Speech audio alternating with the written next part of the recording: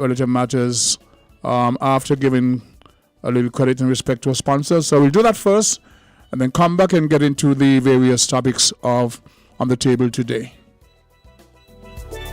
The ultimate summer continues at TDC. TDC plus VAT day equals 24 hours of shopping. Get ready, St. Kitts and Nevis, for the best days of summer on August 16th and 17th. Enjoy 20% off store-wide, plus reduced VAT. Whether you're shopping for home, electronics, building materials, spare car parts, accessories, beauty, and all personal care products, we've got it all at incredible prices. In store or at shoptdcgroup.com. Don't miss out on one of the best sale days of the year. TDC plus VAT day equals 24 hours of shopping. You couldn't ask for a better equation from the VAT day specialist. Terms and conditions apply. TDC, together we succeed. See you there.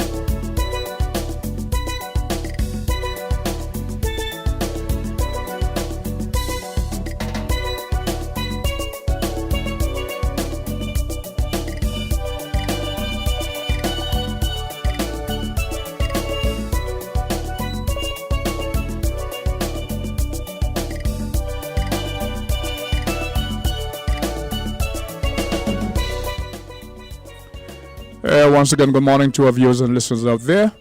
Welcome to another presentation of Voices.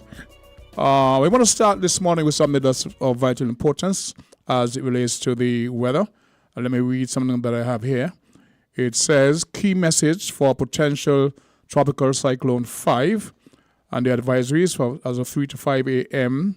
as of Monday, August 1st, 2024. It reads, the disturbance is expected to become a tropical storm or as it reaches the Leeward Islands where tropical storm watches are in effect. Tropical storm conditions could begin on Tuesday for portions of the area. Heavy rainfall may result in locally considerable flash floodings and mudslides in areas of the Leeward Islands by later today into Wednesday and over Puerto Rico Tuesday into Thursday. 3. A tropical storm watch has been issued for Puerto Rico and the nearby islands. Additional watches and warnings will likely be required for portions of the northeastern Caribbean later today. We have something that is related. This comes from the St. Kitts Water Service, and they wish to inform residents of Mansion, Estridge, and Christchurch residents experiencing any interruption in water service that the water trucks will provide relief. The water trucks will arrive at 4 p.m. on Monday, August 12th. So this is for the residents of Mansion, Estridge, and Christchurch, the residents there. Anyone experiencing any interruption in water service that the trucks will provide relief. The water trucks will arrive at 4 p.m. on Monday. That's later on today. So we have those two relevant updates. We know there's a bulletin put up by the government as it relates to all government buildings, institutions. They will be closed tomorrow in lieu of the arrival of Ernesto. I'm told there's a bulletin also put up by the banking community. We will get that and read it to you during the course of today's presentation.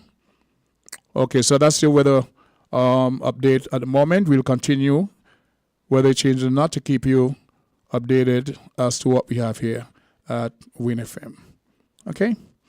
So I mentioned earlier there were a variety of topics that's on the table for discussion. We'll open the lines a bit later on to invite the public to weigh in on the various topics. One, of course, relates to national security. The other relates to reports of mass layoff within the civil service, primarily within the CBI program.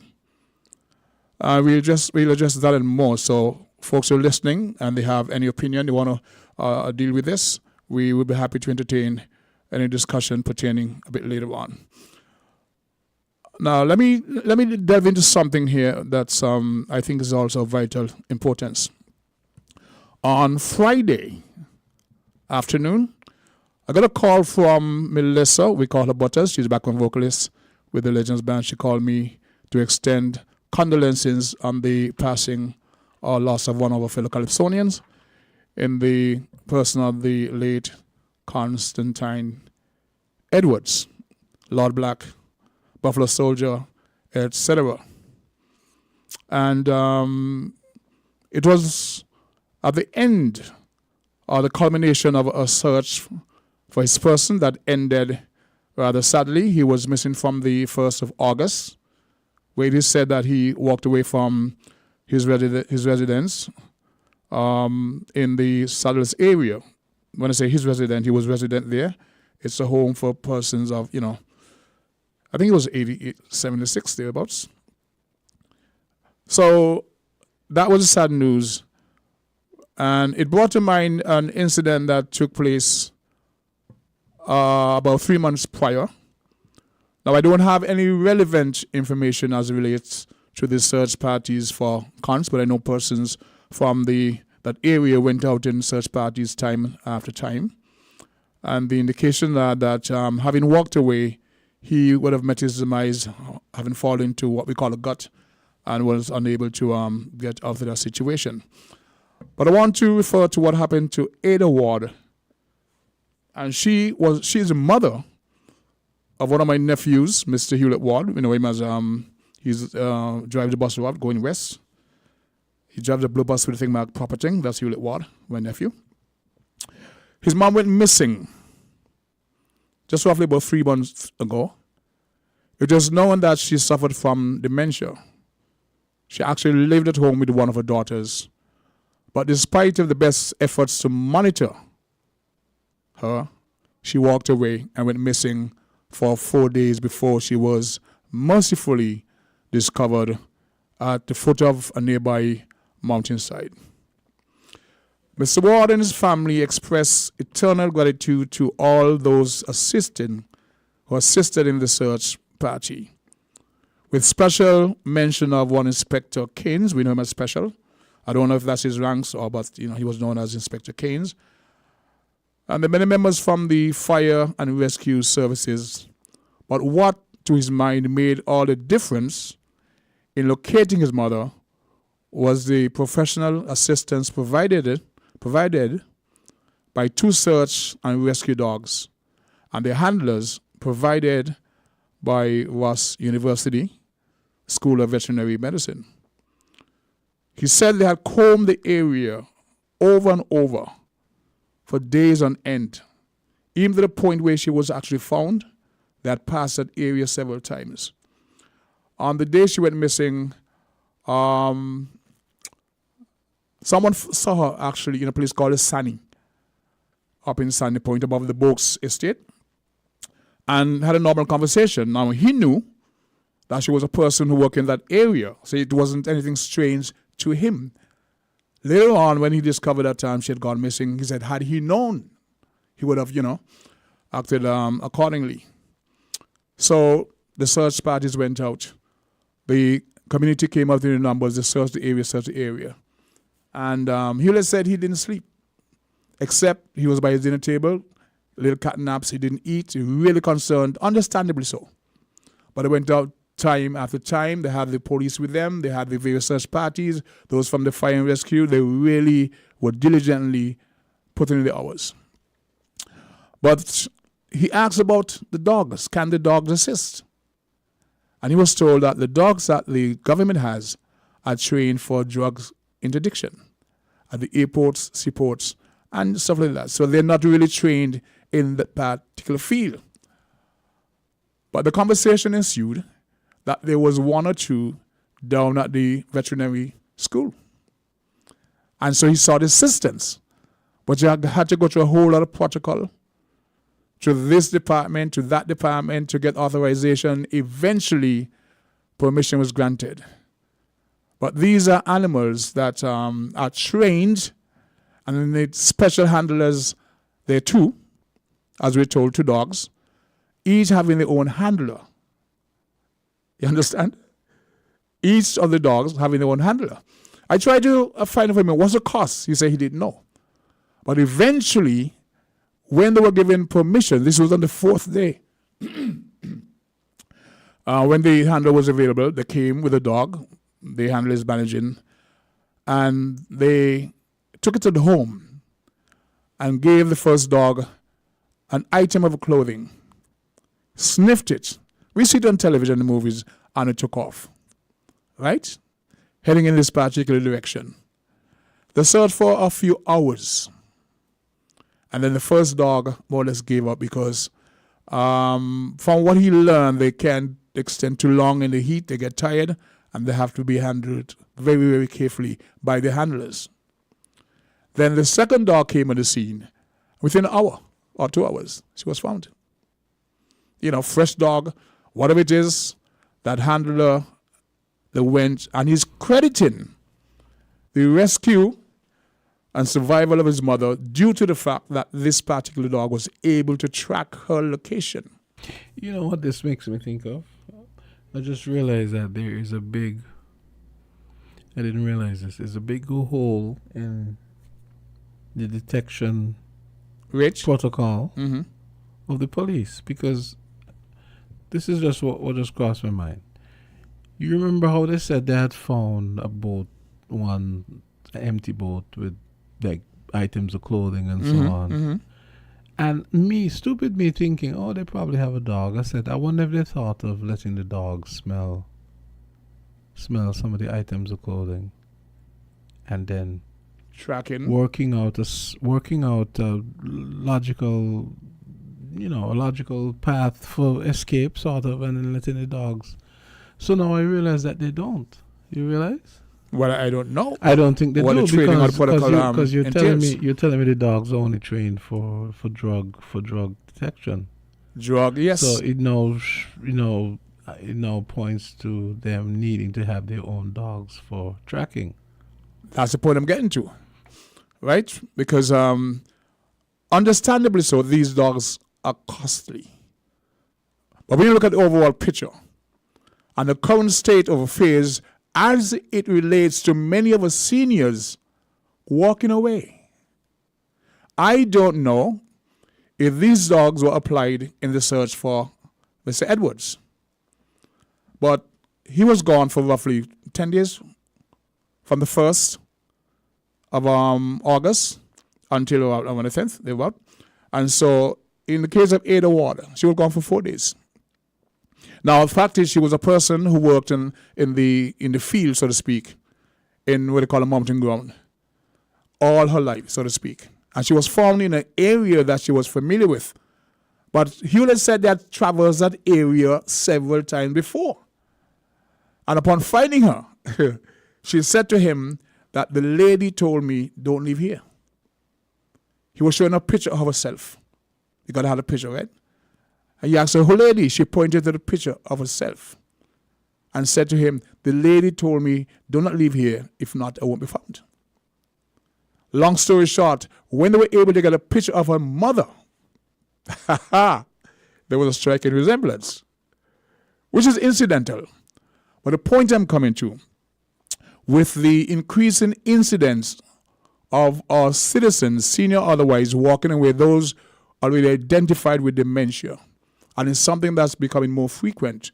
We heard about a lady in Newtown some months ago who walked away, and she was actually found. Thankfully so. So if this is becoming our reality, should we think that we need to invest in these dogs, or do we have a collaboration with the university? Because the training that goes into this dog, they're specialists. As we pointed out, they're those who are trained into drug interdiction, etc. These are trained into search and rescue.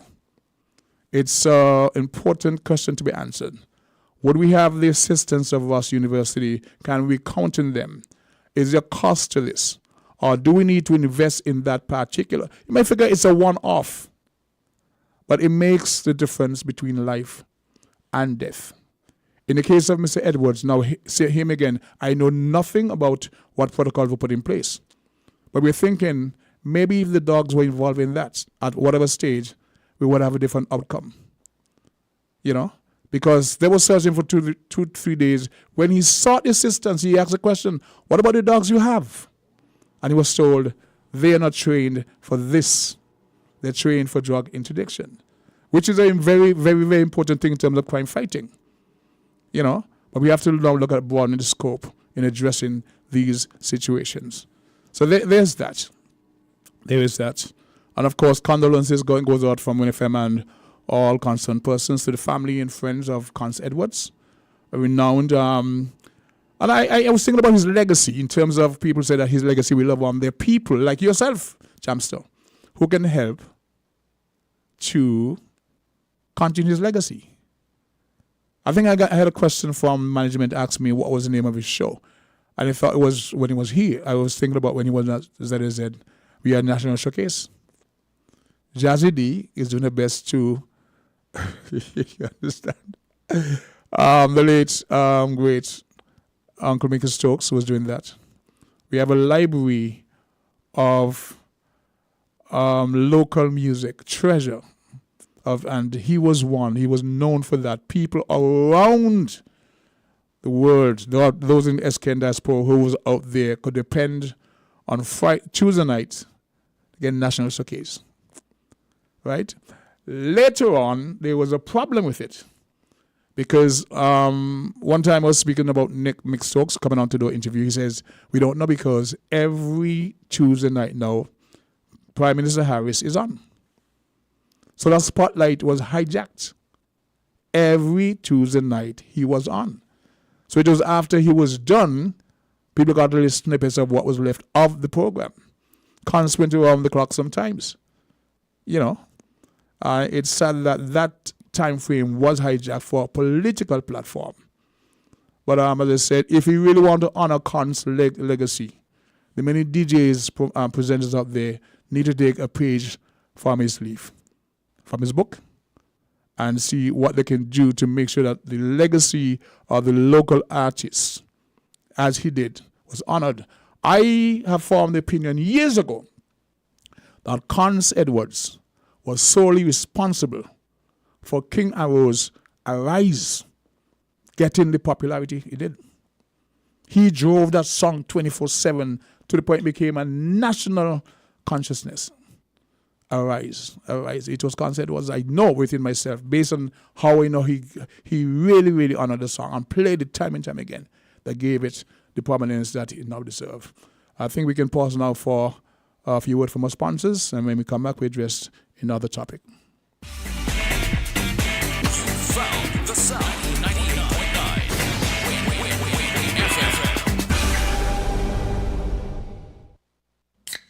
Fruta.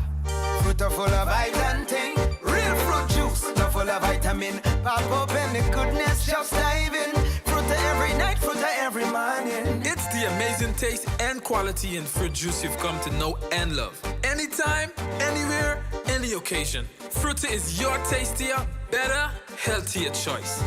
We got the vibes, fruta. Real, real nice, fruta. And for the families, remember to pick up the 1 liter.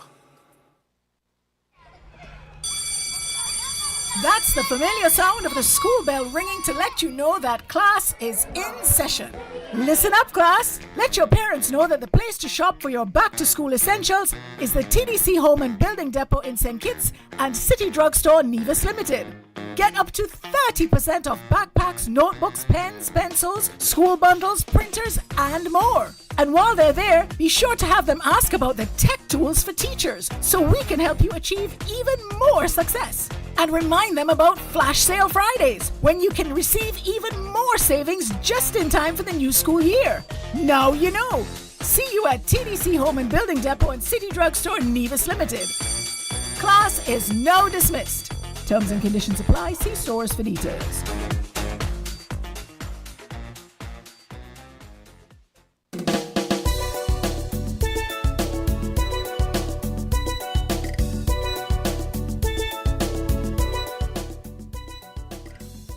To our viewers and listeners, welcome back to today's presentation of Voices. My name is Socrates, and I want to start this segment with a couple of bulletins for you.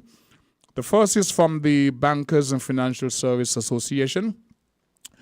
They would like to inform the public that all banks in St. Kitts and Nevis will be closed on Tuesday, August 13th, 2024, due to the approaching tropical storm.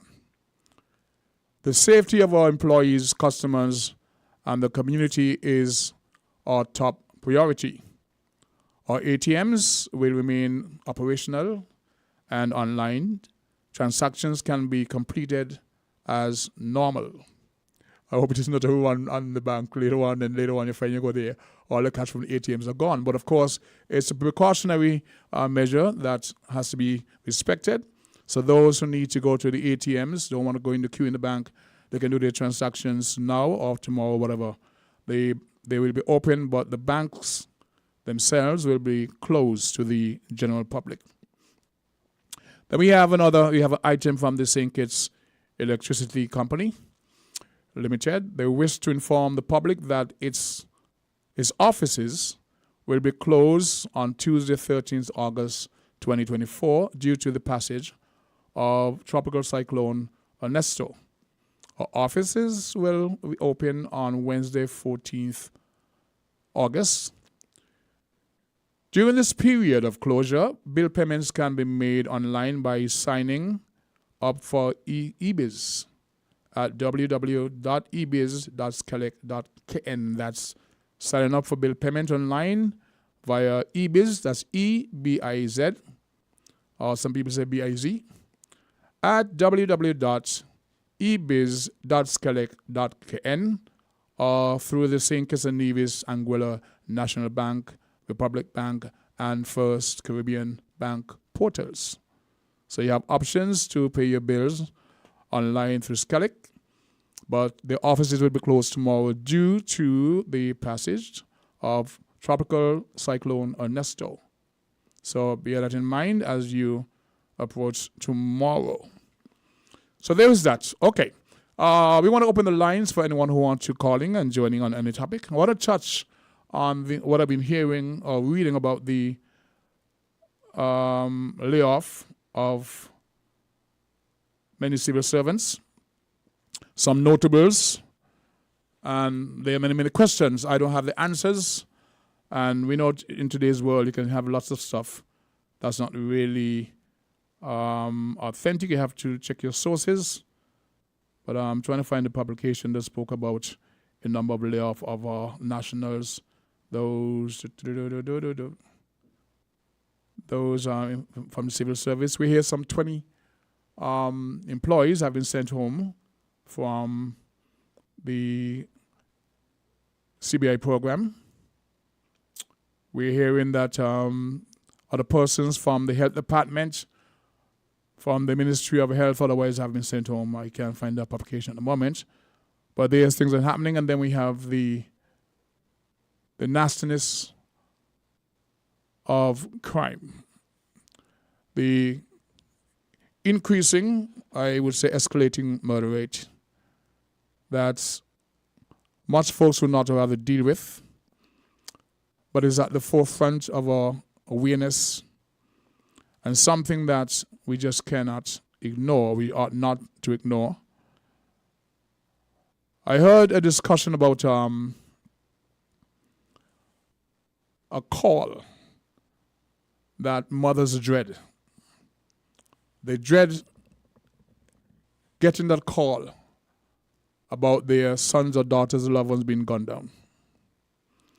And I'm thinking there's another call that can be made.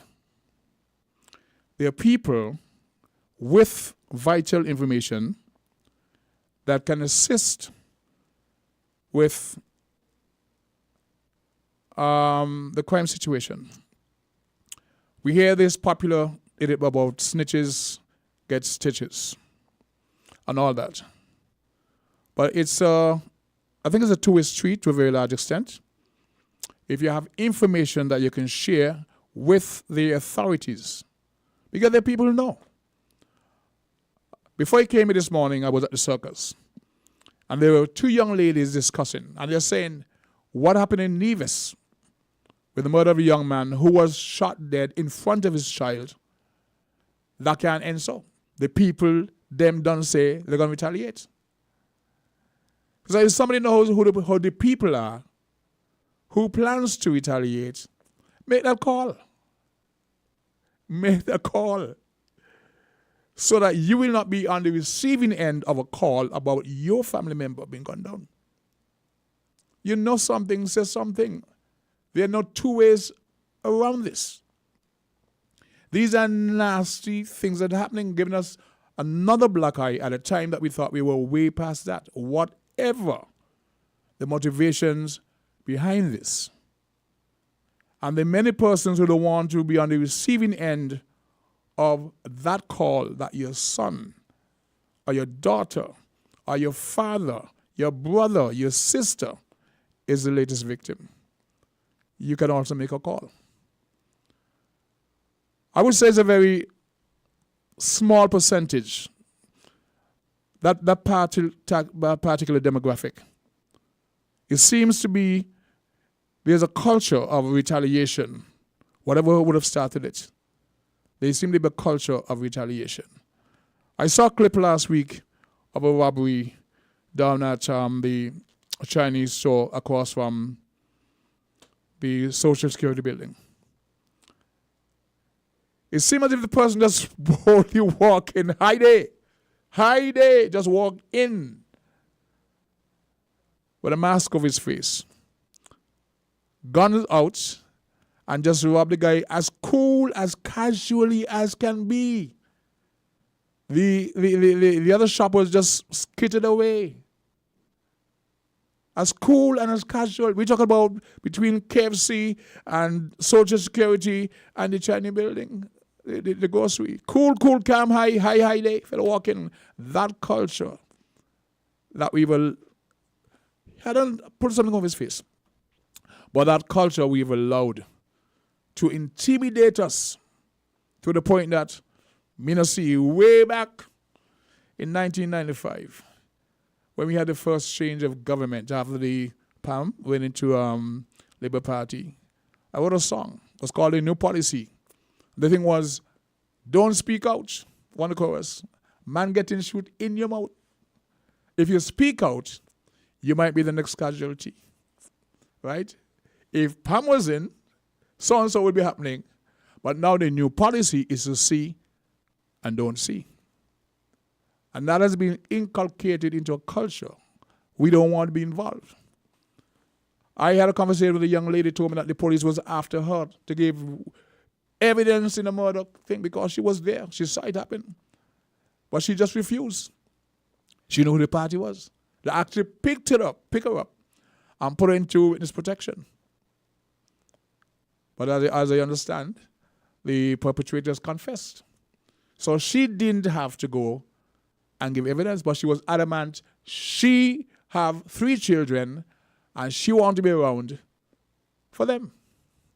In other words, I have to look up after myself because sometimes when you give the police evidence, they have so many friends in that community, they find out, and now that person who wants to come forth as a witness is in danger. You may recall Scotty, lost his life up at Baker's Corner. He was due to give witness in a rape case in a couple of days, and they took him out. So we have that to contend with. It's a reality. But should we continue to bow our heads and look away because we fear for our own person and let this thing escalate? The young man and his son, or his nephew, 9 years old, that's something that should jolt the consciousness of the community. We know about Sanjay Roberts. We had a murder in Nevis a couple of days ago. And I was told this morning by the two ladies who were conversing that he was killed in front of his daughter. I mean, where are we going? Right? I would believe the police is trying their best. You had the question, what the police doing? What's their... you would hear many us often, well, they've arrested this person, this person has been charged, right? What's their conviction rate? You know, that gives a certain assurance to the public at large when you find that the police can say, okay, we were able to apprehend this person, we have evidence, they're going to court, etc., etc.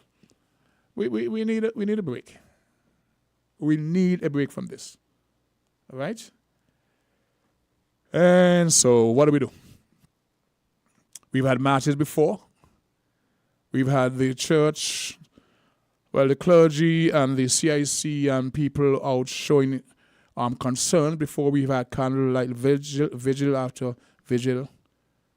But we're still being held hostage. Just when you think or you thought you were on the verge of leaving all that nonsense behind, it's smack dab in our faces again. And the finger pointing don't help, but there has to be some way to deal with it. We get publications where look at the time, the PM. We have a caller?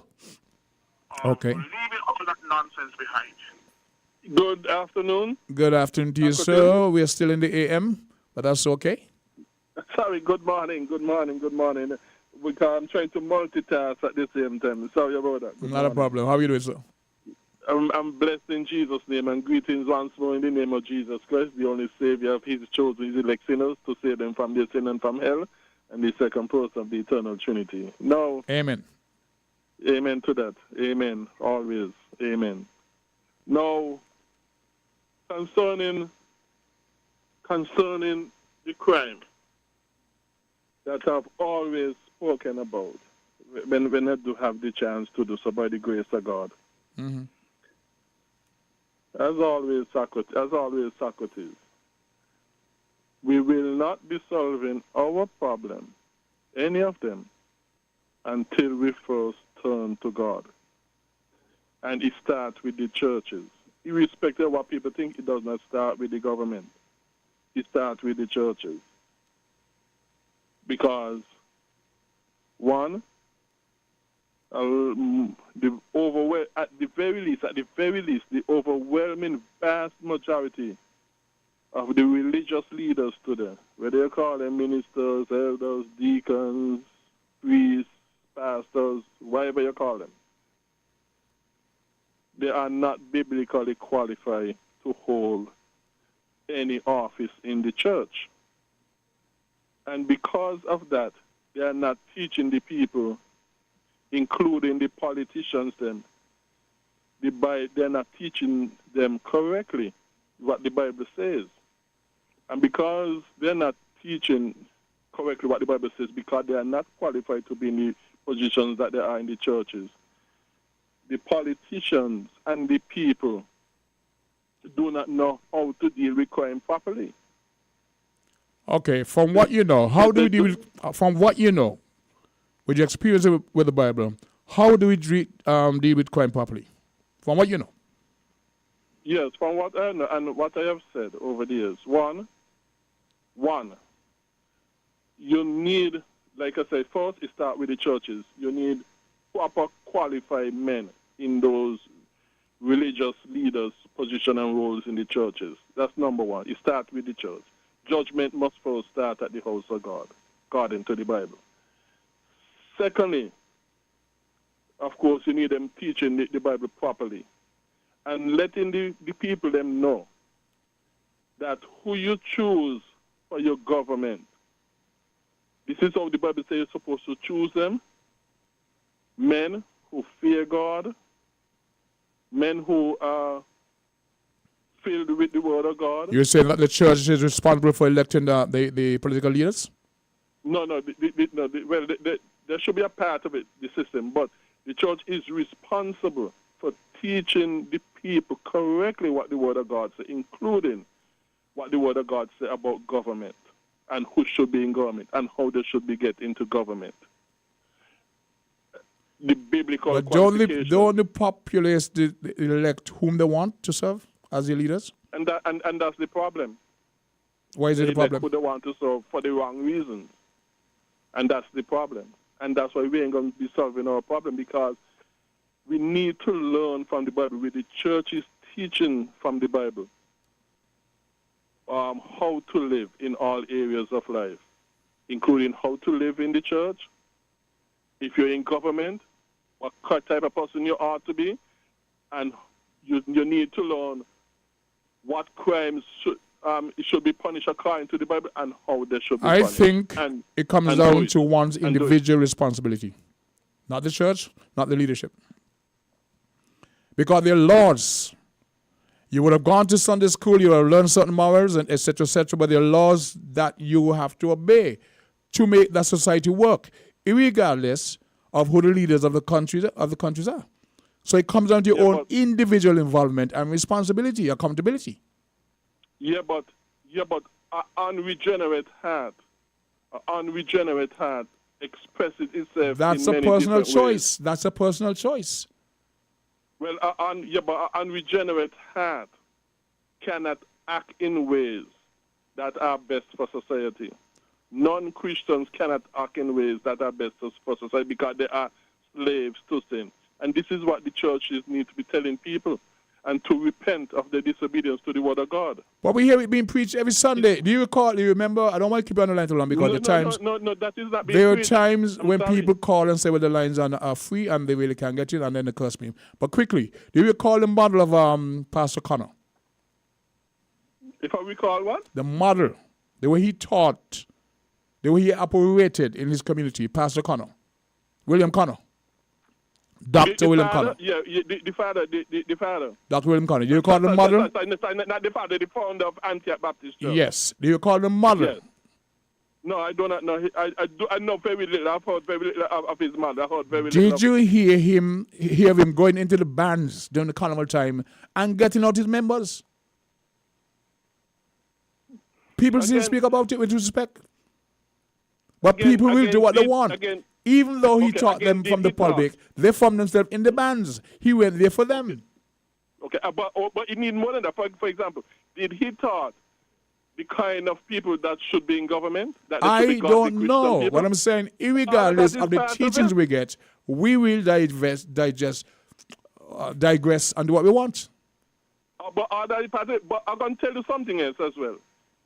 I'll tell you something else. To go and get in, to go in the band, to take out your people, but at the same time, voting for the people who are keeping carnival, who are sustaining carnival. You're just as part of it. You're just as much as part of it. Okay. Because who you vote for, what they do, you are also responsible for. So that these are why the churches are powerless in where the word of God and where God is concerned, where the Bible is concerned. They're powerless because they're too guilty of things by implication. Okay, Jeffrey. And so because of that, we are not in any position right now to be serving our problem, and they're only going to get worse and worse if we do not repent and bring ourselves in line with the Bible. Okay, thank you for that contribution. There are many who differ with you, but at least I do appreciate your contribution every single time. Okay? I want to say good morning to Brenda O'Neill out there. Thanks for your, let us know that you're logged on to the program. Always have a contribution to make. We do appreciate that. Anyone call in line? So yes, for those who listen to me frequently, they know I don't really get into these things. Because we've had it before. We've had discussions in it. And there's this blame game.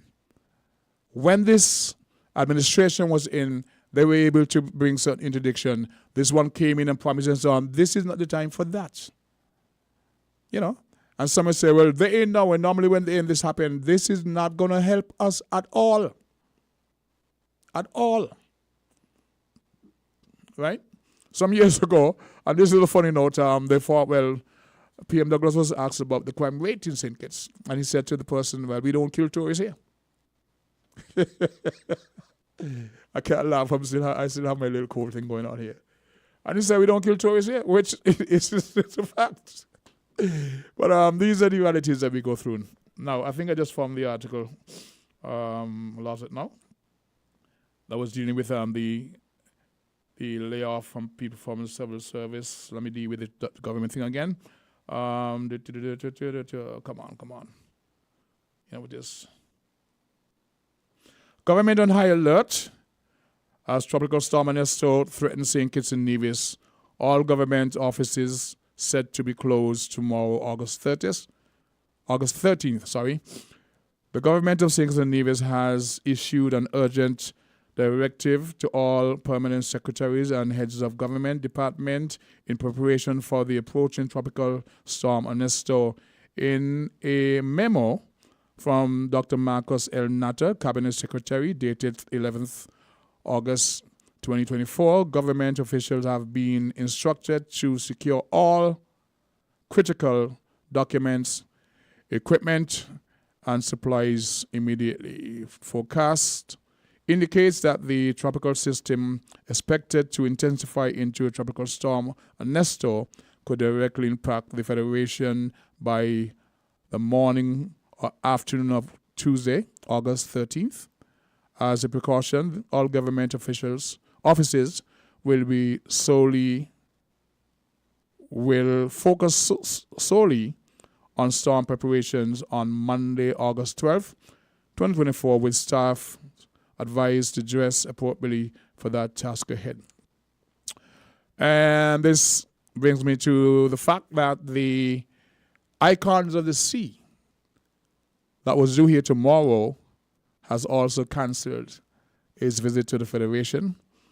And many in the tourism industry would have felt that, but of course we have to err on the side of caution. There were many, well, including me, looking forward to the ship docking here tomorrow to make a little chitching if possible, because that is, of course, tourism is the number one foreign revenue earner.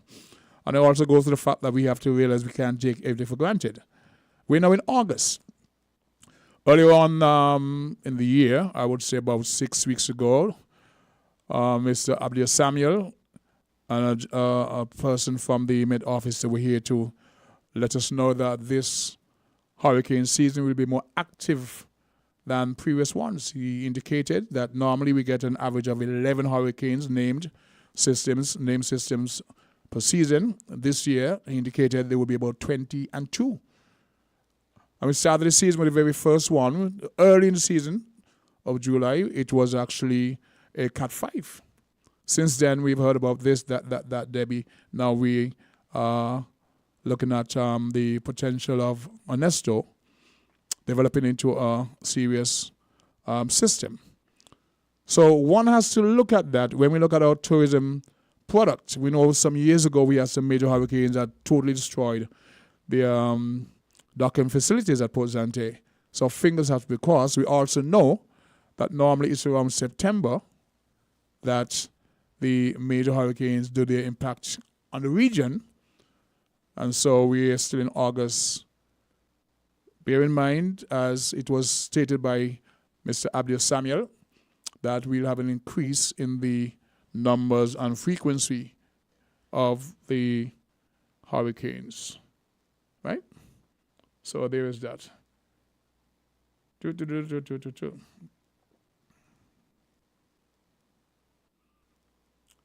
Yes, it's 11:47, and it's actually due time for another break to give credit to sponsors. And we'll be right back. WINN is 98.9. 98.9 is WIN FM. Ladies and gentlemen, it's back time for Budger's Hardware Hustle. That's right, buy any 2 gallons of Budger paint from participating hardware stores for a chance to win a shopping spree in a hardware store valued at $1,000. Visit BudgerPaintsCaribbean.com on how you can enter. Promotion ends August 31st. first. See Budger Caribbean on Facebook and Instagram for details. Yes! Budger, for lasting beauty and protection.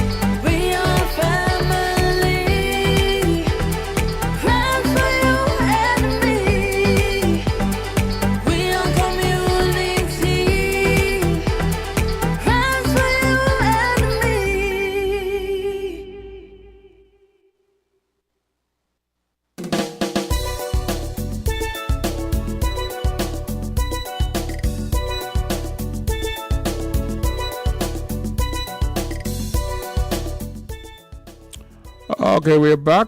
It's actually 11:49, so we got about 11 minutes before we come to the... Okay. Not a problem. I'm told we're going to have an update from Nima about 1 o'clock, so we stand by for that.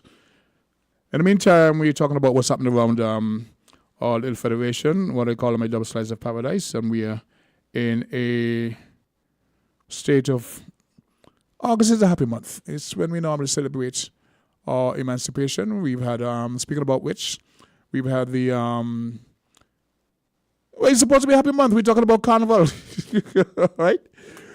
We've had some very, very sad news this month, but we're talking about, say, example, the Leeward Islands Calypso competition held Saturday night. What are the results of that competition, do you know? Splinters from Anguilla. He's called Dr. Splinter. I don't know if he has a doctorate, but he was actually adjudged the winner of the competition.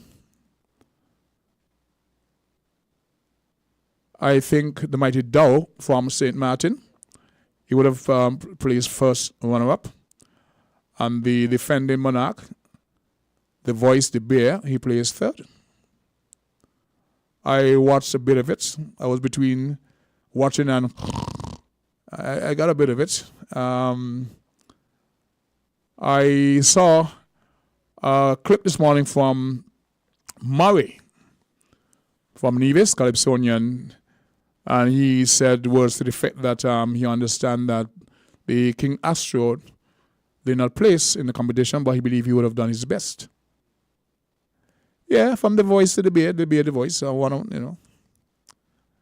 He's known as the voice and the bear. So he's single both. But when he was there in Anguilla last year, he was still the bear, went to Anguilla. And let me see, somebody sent me the results here. Brenda would have done that. And it reads results of the Leeward Islands Calypso competition. King Dr. Splinter from Anguilla. First runner-up, Mighty Dow. He's out of St. Martin. And second runner-up, the voice from Montserrat. Okay, so she's accurate, and thank you for that. But here's the question. When was the last time a national from St. Kitts Nevis placed in that competition? Anyway, you engage over there, so I'll let that slide. I think it's about time we send people up there who could actually represent and bring the crown, or at least place in the top three. At least place in the top three. All those years, eh? You would have had 3 persons who have gone there and bought my crowns. Who are they?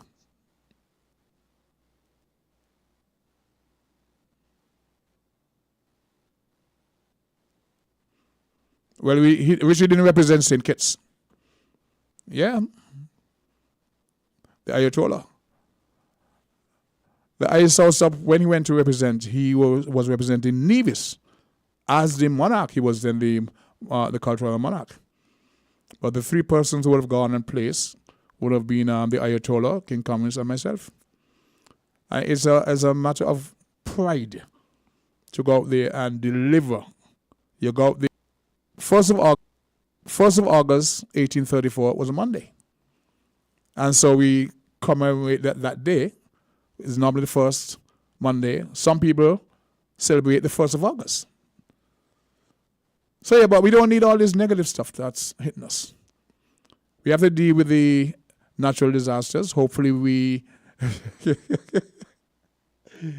we can continue to say that we're blessed. I don't really subscribe to that, but we continue to hear that we're blessed because the hurricanes don't hit us, they hit everybody else. That's a whole different story. But August, man, we should not be in the state of mourning. We should not be. It's like Monday morning blues throughout August. We don't need this. So if there anyone, no one person have the solution, but we can come with a positive as how we can help to address what's affecting us, I'll welcome that call. Not with finger pointing, not with vitriol, this and that and that. There are actually families in mourning. And I don't understand this callousness. How do you go and take the life of another human being? How do you go and take the life of a 9-year-old child? How do you leave home with the intent to take the life of a woman? Just shoot her down. There's a disconnect somewhere, somehow. That is not the St. Kitts Nevis that we know. I recall back some 20, 25 years ago, a young man said to me in argument, he says, if this was St. Thomas, I would shoot you. I said, but you're St. Kitts, so go ahead. Because he knew the gallows was part of the conversation. Say what you like. It was known that in St. Kitts, if you're found guilty of willful murder, draconian, as you may call it, we follow the laws of the British draconian and they abolished murder. You knew that was part of the conversation. And you checked yourself. You checked yourself. But once it was discovered, he had a name, You used to call it Talbot or something like that. It is not now because we follow the laws of Amnesty International or the policies of, there was a case where a man was in prison for some 5 years awaiting his appeal. He was convicted of premeditated murder. And he appealed, and it ran to some 5 years. And Amnesty International ruled that was cruel and unusual punishment to keep a man in jail for 5 years with an appeal. He was set free. These are the things that we sign on to. When we go there and we want aid, we sign on to these conventions.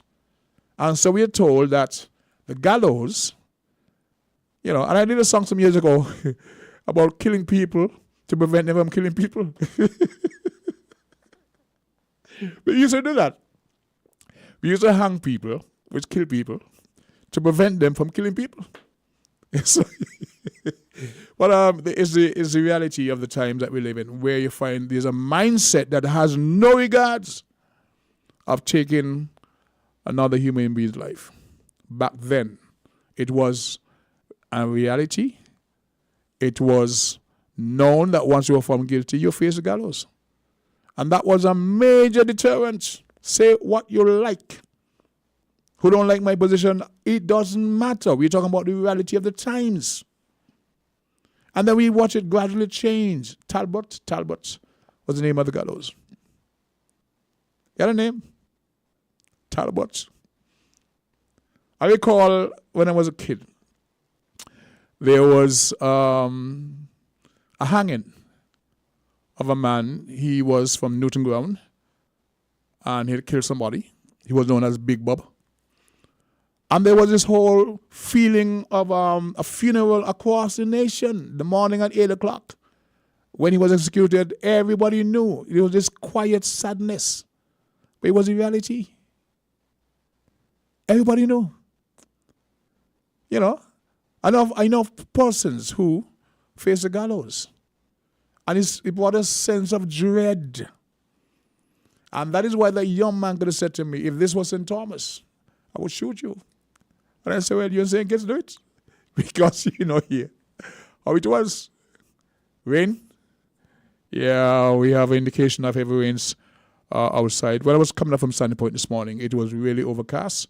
and it was coming down. So I expect that to be the case. So we would have been here on Win FM some time ago, giving up all the warnings about the preparations one have to take in terms of this hurricane season. We'll let folks know that it's going to be based on the information provided by Mr. Samuel, a more active season. Normally we have 11, 12 known hurricanes, and we were looking at 24. So, as I said, to be forewarned is to be forearmed. I hope for the persons who would have taken the relevant precautions, put things in place. Don't buy this nonsense. Even though I joke about it that we are blessed, it's not true. We've been lucky so far. It's been a case of hit and miss. And we were in a position to assist others who were at the mercies of the hurricanes, which was a most wonderful thing. As a matter of fact, at one point we were criticized of sending, it was over $1 million to one of the neighboring islands I won't mention. But you see, you have to look at the fact that you are in a position to assist your Caribbean national, your neighbors. At some point, the tables will turn. Hopefully, we won't need it. But stop taking on this attitude that we are blessed and this and that. We are not. It means that if we are blessed, the persons who would have suffered because of a natural disaster, it means they're cursed. Right? Let's take a call. Caller, you got a minute before we hit the news. Let's see what you have to say. Socrates? Yes, sir. How are you? Welcome back. Yeah, it's me. All right. It's not a hit and miss, no. It's the mercies, it's the good mercies of God why we haven't had any serious hurricane hit. So, a number of years now. Is that saying that we're blessed? Is that saying that we're blessed? Well, I know the children of God here are blessed, but to say the nation as a whole are blessed, I don't know. I can't really say that. But I know it is the mercies of God on us as a nation. Why? So for the islanders who get hit, what happened to them? What happened to them? We enjoy the mercy of God. What happened to those islanders who get hit? God has not been as merciful to them as He has been to us. But that's the truth. and so many other countries. And so He's giving us a message that, hey, as the Bible says, His mercies have a limit. Mm-hmm. So therefore, when our time comes, it might be even worse than those who God didn't show as much mercy for in the past. I hear you on that. The Bible says He has a limit. But I want to clarify the thing that we are not blessed. You think because you say we're enjoying God's mercies, by extension that says we're blessed. Well, the people of God enjoy His grace because He's always gracious to His people. So those who got clubbered in St. Thomas and St. Martin and so on and Puerto Rico, they were not the people of God? Not as a whole, not as a nation, but you did have among them the remnants of the people of God. Okay. Okay. But as a nation, God has not been as merciful to them in the past as He has been to us. But like I say, His mercy have His limit. Okay, you're the last verse we're hearing before we pause for the Win FM made a newscast. So thank you very much for that, Jeffrey. We now pause for the news presentation. We're different. We're 98.9. 98.9 Win FM. We now bring you the headline news. The headline news is brought to you by Caribbean Alliance, The Grange, and Carib Brewery.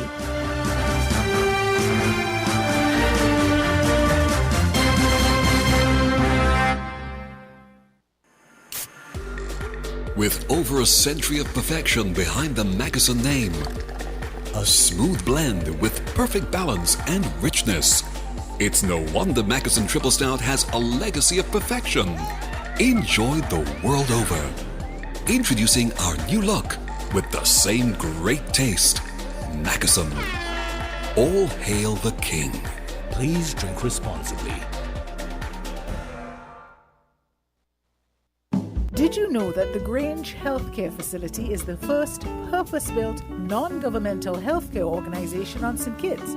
It's situated at Otley's, 7 miles east of Basseterre in beautifully landscaped surroundings. The Grange has a team of highly trained professionals and provides care that's rated as being comparable with UK and North American standards. The Grange offers varied accommodations to suit your individual needs, and our all-inclusive packages make the cost of care per hour the most competitive live on the island. Services include convalescent care for all ages, daycare facilities for older adults, rehabilitation services, and training and continuing education for healthcare providers. For more information, call 466-5525 or 465-8020. Fax 466-8221 or email thegrangehealth@gmail.com or visit our website at www.grangehealthcarefacility.com. When it comes to the important things in life, your health, your education, your choice of a life partner, and of course your insurance provider, only the best will do. Caribbean Alliance Insurance is the only insurance company in the Eastern Caribbean with an A excellent rating. We have a robust 3-tier reinsurance strategy that protects our policyholders from multiple catastrophes, even if they occur in quick succession. We spread our risks over 18 territories, ensuring minimal impact to individual territories when a disaster strikes. We provide an excellent claims experience. Claim settlement is usually between 24 to 48 hours. Our A excellent rating means that you are more secure with us. Contact us for motor, property, marine, public liability, employer's liability, and other policies. Dalil Walwyn, people you can trust. Local agent for Caribbean Alliance Insurance. Tomorrow secured.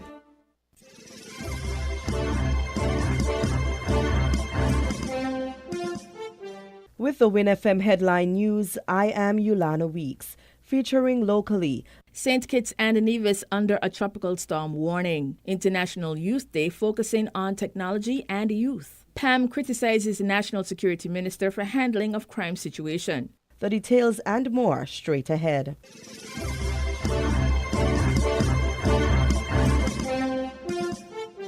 The Federation recorded its 23rd homicide on Saturday evening when police discovered the lifeless body of Duran Williams in his vehicle, suffering from bullet wounds. Police received a report of gunfire around 7:25 p.m. on August 10. Officers from the Charlestown Police Station responded to the Craddock Road area and found the 43-year-old Williams in the back seat of a car. According to a police statement, initial investigations revealed that Williams was standing outside his residence when a masked individual approached and shot him multiple times. The shooter then fled the scene, leaving Williams in critical condition. Despite attempts by bystanders to transport him to the hospital, he was pronounced dead at the scene by the district medical officer. In recent weeks, the Federation has experienced a surge in gun violence, including the death of a 9-year-old in a double homicide in the Newton Ground area. This increase in violence has led to public outcry from both the government and opposition parties. Over the weekend, Natasha Gray Brooks, leader of the People's Action Movement, criticized the government's handling of the crime situation during an appearance on WIN FM's Inside the News program. Now, if you look at each individual murder, some of them may have a particular trend. You could say that it may have been as a result of gang violence or retaliation from some previous incident. Some may have been domestic related. I think one of the things that needs to be done is there needs to be a proper assessment of each individual homicide. There must be people assigned to this task to be able to carry out a careful assessment as to what may have caused this. Some of them, you may have the information because based on the police investigation, you may have gotten certain statements and so forth. But I don't think we are nipping it in the bud. And we are not carrying out the necessary assessment to see, is it as a result of cultural behaviors? Is it as a result of gang violence? Is it as a result of some form of anger management, retaliation? Somebody had something for somebody. We are not carrying out that assessment as a people. And so without finding out what the root cause is, you would have things spiraling out of control as they are now. Former Prime Minister Timothy Harris also addressed the issue in a national address over the weekend.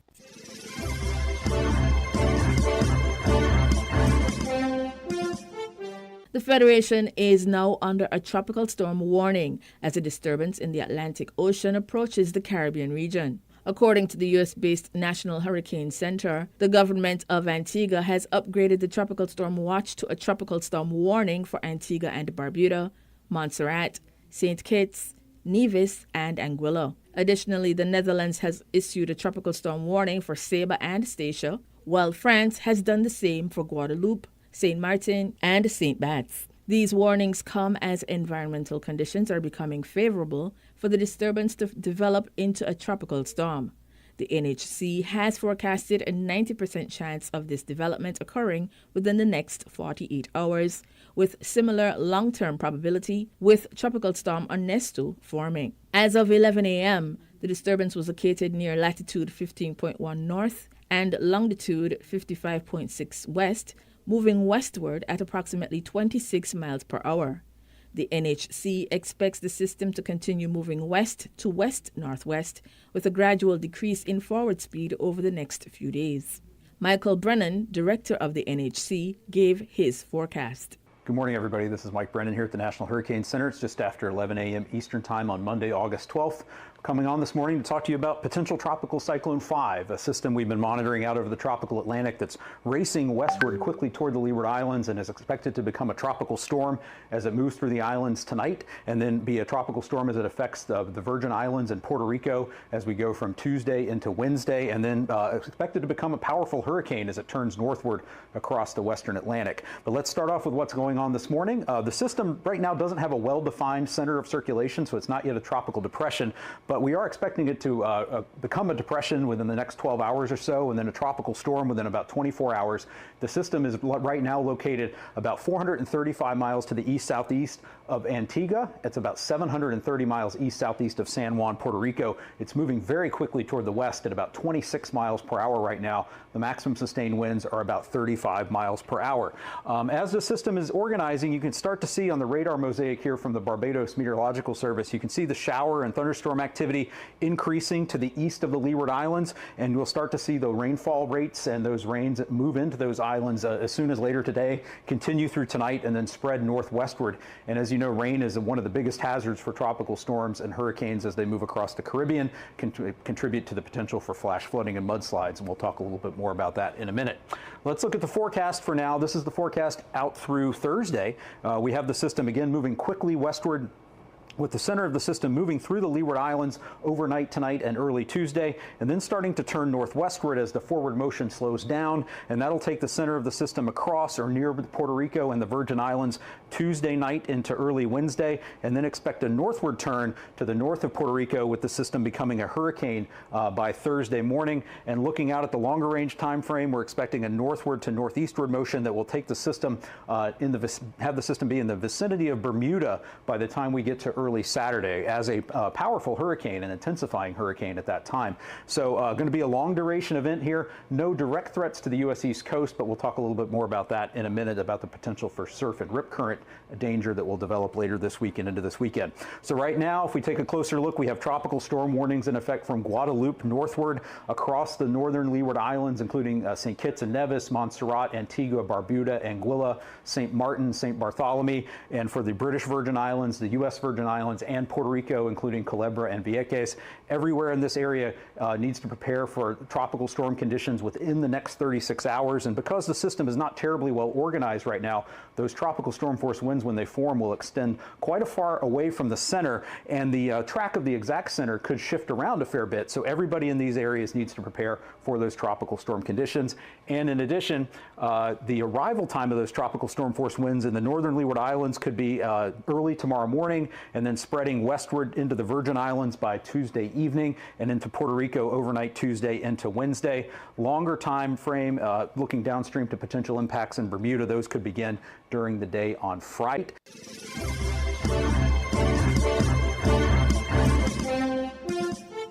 The Federation joins the global community in recognizing Monday, August 12 as International Youth Day. This year's theme highlights the crucial role of youth in leveraging technology to advance sustainable development. Across the globe, young people are turning digital tools into powerful drivers of progress, addressing challenges such as climate change, rising inequalities, and the growing mental health crisis. Achieving the Sustainable Development Goals demands a significant shift, which is only possible if we empower young people and collaborate with them as equals. This involves bridging digital divides, increasing investments in education, critical thinking, and information literacy, addressing gender biases in the tech industry, and supporting young innovators in developing digital solutions. As artificial intelligence continues to transform our world, the United Nations believes it is essential that young people play a central role in shaping the future of digital technology. Ladies and gentlemen, and most importantly, youth.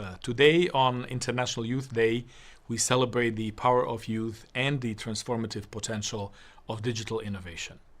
This day is a United Nations-led initiative dedicated to empowering young people to address the world's most pressing challenges. This year's theme, From Clicks to Progress, Youth Digital Pathways for Sustainable Development, highlights the crucial connection between digitalization and the Sustainable Development Goals. Digital technologies and data contribute to at least 70% of the 169 SDG targets, profoundly impacting their economic, social, and environmental dimensions. Despite challenges such as the digital divide, young people are often considered digital natives. They form the largest demographic of users and developers, shaping digital trends globally. As the 2030 deadline for the SDGs approaches, youth are essential in leveraging the transformative power of technologies to address global challenges. We recognize youth engagement and empowerment as central to sustainable development. Their passion, creativity, and dedication are catalysts for change. The Young Game Changer Initiative and Youth 2030 Cities integrate digital innovation to empower marginalized youth globally. These initiatives enable young people to use digital tools to participate in governance and decision-making processes where youth are often unheard and underrepresented. Africa, one of the youngest and most marginalized regions, faces significant challenges. While African youth are more educated than their elders, they struggle with high unemployment and feel unheard in policy arenas. Despite these challenges, young Africans are committed to democracy and increasingly participate in online political and social movements.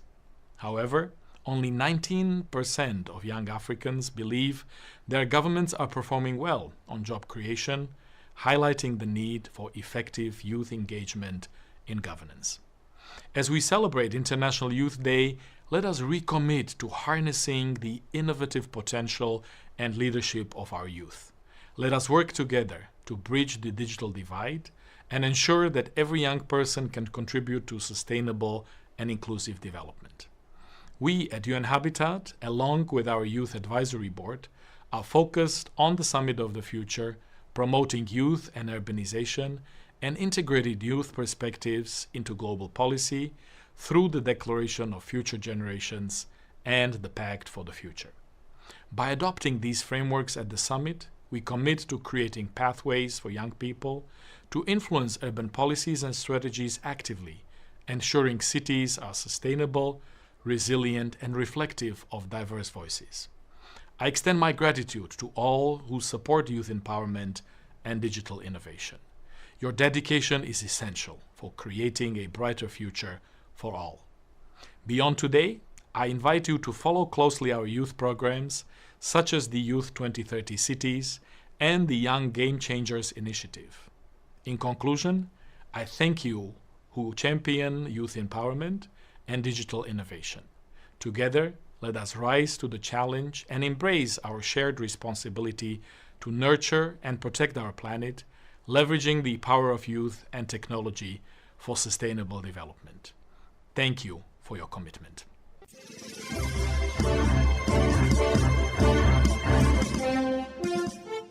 Regionally,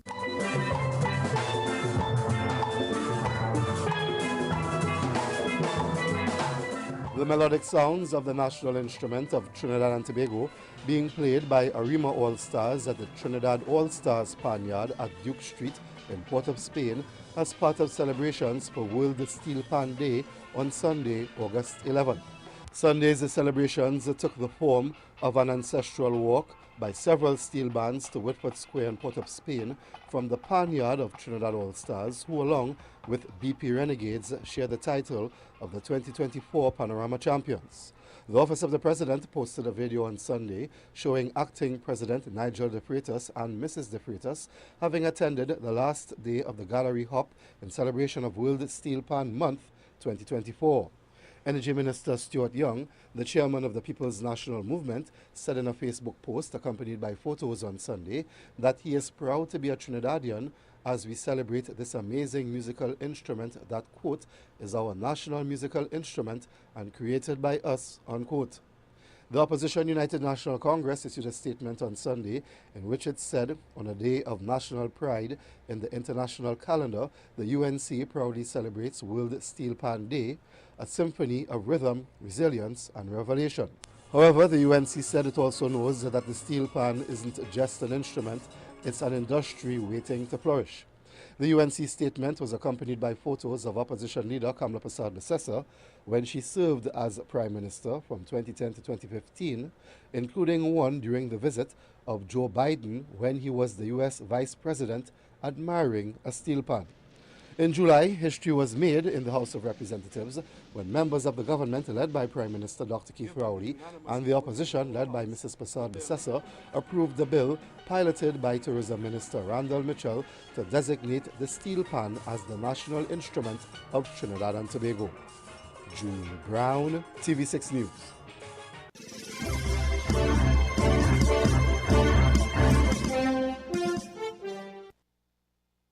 Prime Minister Mark Phillips, while being grilled by opposition Member of Parliament David Patterson, today told the Committee of Supply in the Assembly that the $4 billion in supplementary funding for GPL was used to purchase fuel to keep the lights on. The Committee of Supply at the time was considering financial paper number 1, which totals more than $8.5 billion in advances taken from the contingency fund.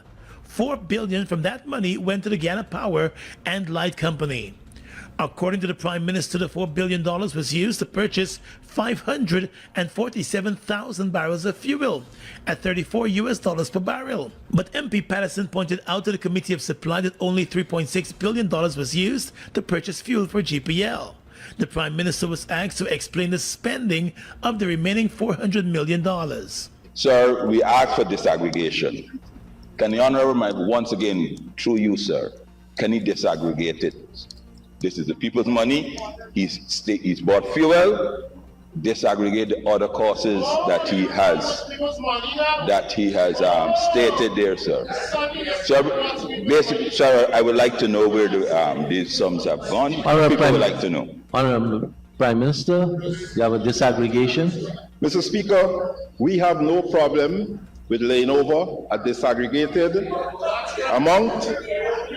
In the interest of the honourable member, is the people's money, and I can assure you, Mr. Speaker, and the House, we will spend the money for what the money is appropriated for, and that is to keep the lights on for the people of Guyana. The Prime Minister told the Committee of Supply that the fuel was procured primarily for the Demerara-Berbice interconnected system and will ensure that the lights are kept on. Mr. Speaker, the fuel was supplied to the Guyana Power and Light, and it was utilized throughout the Demerara-Berbice interconnected system wherever we are generating power for the people of Guyana who live in the DBIS. Fuel is supplied to Essequibo, fuel is supplied to Bartica.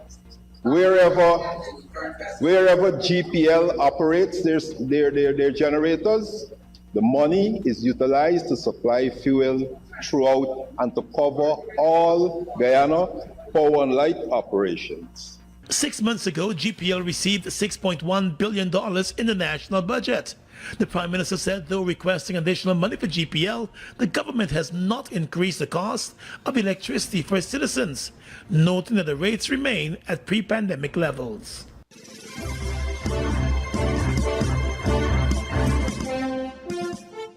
Internationally. Right, we're going to head to Greece now. Thousands of people in towns and villages outside the capital, Athens, have been ordered to move to safer areas as wildfires are raging.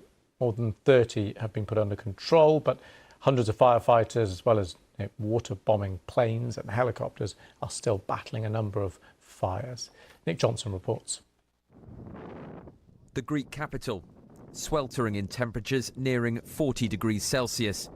Nearby fires shrouding the country's most recognisable landmarks in thick black smoke.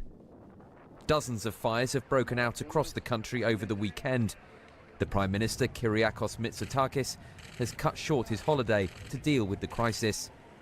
Greece has experienced its hottest June and July on record. The hot, dry weather accompanied by strong winds to fan the flames.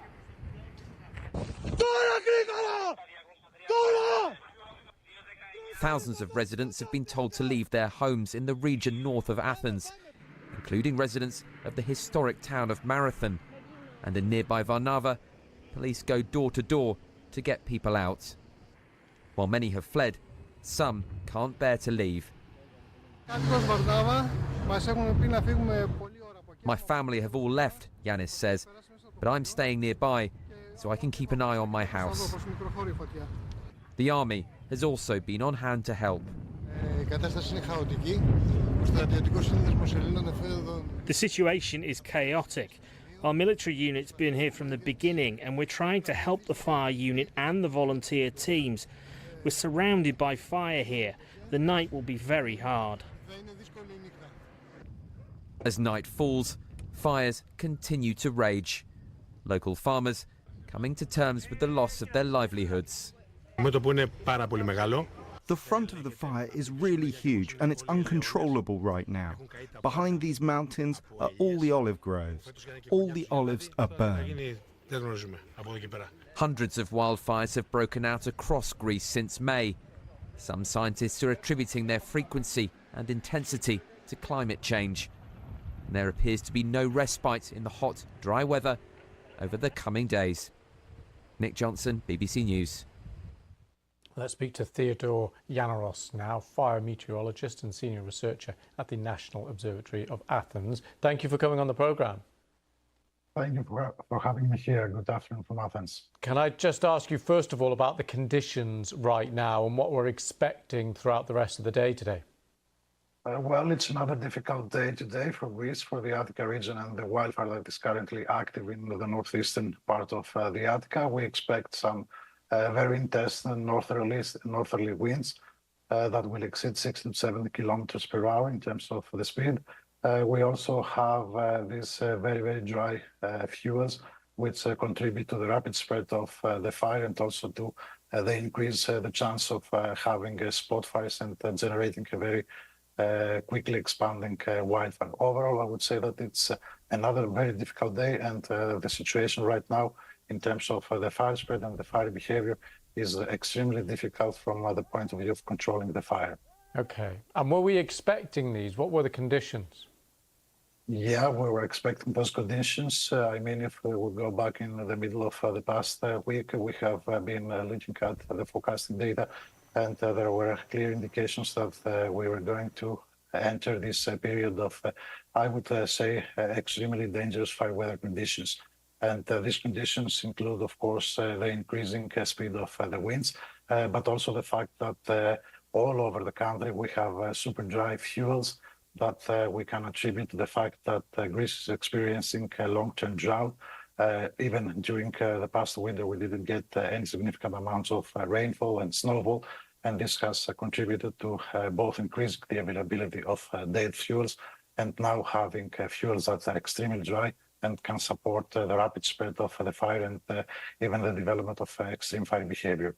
And given those conditions, is there anything that can practically, realistically be done to stop conditions like this occurring and these fires spreading?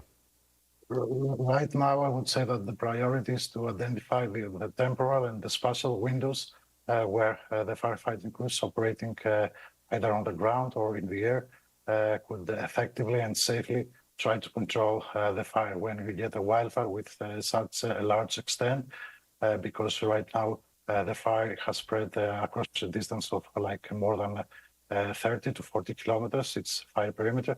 You need to do a tactical fire analysis and try to identify when and where you can actually battle the fire and try to control it. The level of difficulty is even larger if we take into account that the fire right now spreads even within the wild and urban interface. that is in areas where you have this mixing between urban regions and forested regions. And just lastly, is there any idea of how long this is going to go on for? According to the latest forecast guidance we have, we expect these conditions to prevail at least until the end of this week, until Friday.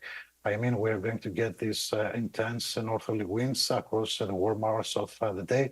And also we expect some further increase in temperature, which is going to make things even worse in terms of the flammability of the landscape. Theodore Yanaros, thank you very much for going on the programme. Thank you. So you get a sense there of the incredibly challenging situation there just north of Athens. We have continual updates for you here, of course, on the BBC News channel, but also on the live page there on the website.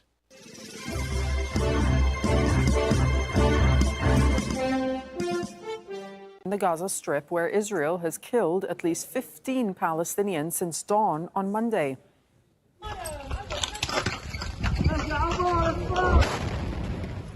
An Israeli airstrike hit a house in Gaza City's Sheikh Radwan neighborhood on Sunday, killing at least one person. Meanwhile, in the south, tens of thousands of Palestinians have been told by Israeli forces to evacuate the eastern parts of Khan Yunis. Many of them are sleeping on the streets as they have nowhere left to go. And in central Gaza, an Israeli strike hit a home in the Al-Nusayrat refugee camp, and people were seen digging through the rubble of the building. Figures released by the Palestinian Central Bureau of Statistics show Israeli forces have killed 1.8% of the Gaza Strip's population since October the 7th. And victims of Israeli airstrikes in Khan Yunis have been taken to the Nasser hospital in southern Gaza. Rescue teams found some of the 13 bodies under the rubble in eastern parts of the city. The Israeli military says it targeted Hamas fighters operating in so-called safe zones. Hani Mahmoud is in Khan Yunis, and he has the latest developments for us. The past 10 months, the Israeli air attacks carried out across the Gaza Strip, not only they've caused civilian casualty, further civilian casualty. Every attack has an aftermath. The civilian casualty, the destruction that is caused to almost all means of life, to the point there are areas across the Gaza Strip are more of a wasteland. There is no way people can go back and carry out a normal life in these areas. Something that has been feeding into an overwhelming feeling that this is a permanent displacement. This is what the Israeli military is after, the expulsion of Palestinians from the areas where they've lived for the past years, all of their life. It also changed their views of life as they knew it before October 7th. We're talking about public facilities, infrastructures, entire residential blocks are gone, with all the memories that people had, with everything that they built with their own hand, the memories they created in these neighborhoods. These airstrikes continue up till this moment. More of it just a few minutes ago, we could hear it clearly. The ongoing artillery of the eastern part of Khan Yunis and the central area, mainly on Al-Maghazi, Al-Burayj, Deir al-Balah city, the southern eastern part of the city of Deir al-Balah, even deeper inside the central area. Nusayrat refugee camp has been a notorious site of relentless attacks. Overnight, early hours of this morning, more of the buildings are destroyed. On Saturday, an Israeli airstrike on a school in Gaza City killed more than 100 Palestinians. And this was the 8th time Israel has bombed a school sheltering displaced people this month. Al Jazeera's Anas al-Sharif has this report on the aftermath of the attack. We're inside the Al Tabeen school prayer room in the aftermath of the massacre perpetrated by the Israeli forces against innocent civilians who were simply offering dawn prayers. More than 100 Palestinians were killed and dozens more were injured. The school, where hundreds of Palestinians were sheltering, was targeted and hit by a number of missiles fired from Israeli warplanes. The extent of the damage is clearly visible. Blood splatters on the floor, pieces of cloth, even body parts, and people are still looking for the remains of their relatives. I came running to search for my family. My father was killed and my brother's legs were both severed. I am proud my father and brother died as martyrs. I am now on the upper level of the mosque. It was also targeted by an Israeli warplane. You can see the hole where the missile penetrated the roof on the lower level. Dozens of women were praying on the lower level and were killed and injured. These are some of the parts of the missiles fired from Israeli jets on innocent displaced civilians sheltering here in the school. Despite the danger, many families have returned to the school and the fact they have nowhere else to go. My son is suffering from lung fibrosis. We hardly survived the attack. I carried my son and ran for our lives. By the time I got down, I saw hundreds of dead bodies, blown to pieces, even scattered outside the school building. Body organs stuck on the walls. Horrific scenes, beyond description, beyond reason. We have nowhere to go, so we returned to the school, where the most basic necessities of life are totally absent.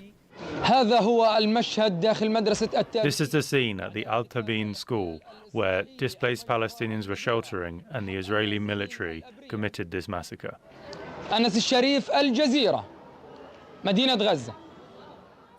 Well, it's been 75 years since the Geneva Conventions were established as a framework to ensure the protection of civilians, detainees, and wounded soldiers in war.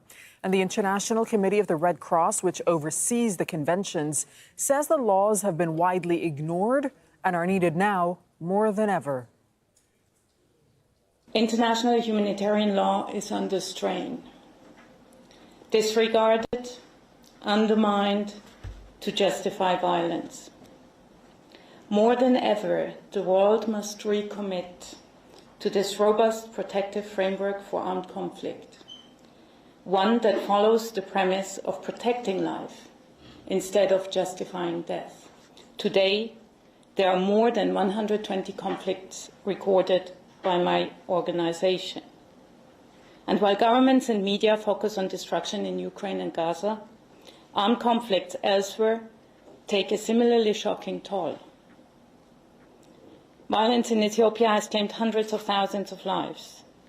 Fighting has displaced 8 million in Sudan and 6 million in the Democratic Republic of the Congo. Protracted conflicts in Mali, the Central African Republic, Colombia, Mozambique, Myanmar, Syria, and Yemen all take a grinding human cost.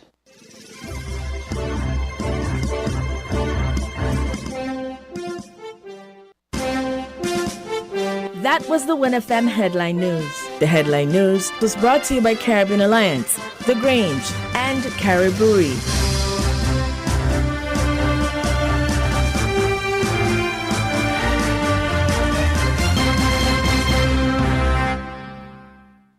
When it comes to the important things in life, your health, your education, your choice of a life partner, and of course your insurance provider, only the best will do. Caribbean Alliance Insurance is the only insurance company in the Eastern Caribbean with an A excellent rating. We have a robust 3-tier reinsurance strategy that protects our policyholders from multiple catastrophes, even if they occur in quick succession. We spread our risks over 18 territories, ensuring minimal impact to individual territories when a disaster strikes. We provide an excellent claims experience. Claim settlement is usually between 24 to 48 hours. Our A excellent rating means that you are more secure with us. Contact us for motor, property, marine, public liability, employer's liability, and other policies.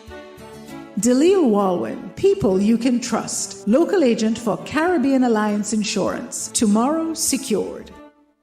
Did you know that the Grange Healthcare Facility is the first purpose-built, non-governmental healthcare organization on St. Kitts? It's situated at Otley's, 7 miles east of Basseterre in beautifully landscaped surroundings. The Grange has a team of highly trained professionals and provides care that's rated as being comparable with UK and North American standards. The Grange offers varied accommodations to suit your individual needs, and our all-inclusive packages make the cost of care per hour the most competitive on the island. Services include convalescent care for all ages, daycare facilities for older adults, rehabilitation services, and training and continuing education for healthcare providers. For more information, call 466-5525 or 465-8020. Fax 466-8221 or email thegrangehealth@gmail.com or visit our website at www.grangehealthcarefacility.com. Maybe it's the way the brilliant gold liquid reflects our sunshine, or how the bright blue of its label mirrors the clear Caribbean skies overhead. Maybe it's the fresh, crisp taste of this beastly cold beer on a scorching hot day. Maybe it's even the way it brings us all together. But one thing is for sure, Carib is very much a part of who we are wherever we're from in the Caribbean. Carib, it's the way we play. Drink responsibly. We're different. We're 98.9. 98.9. Win FM.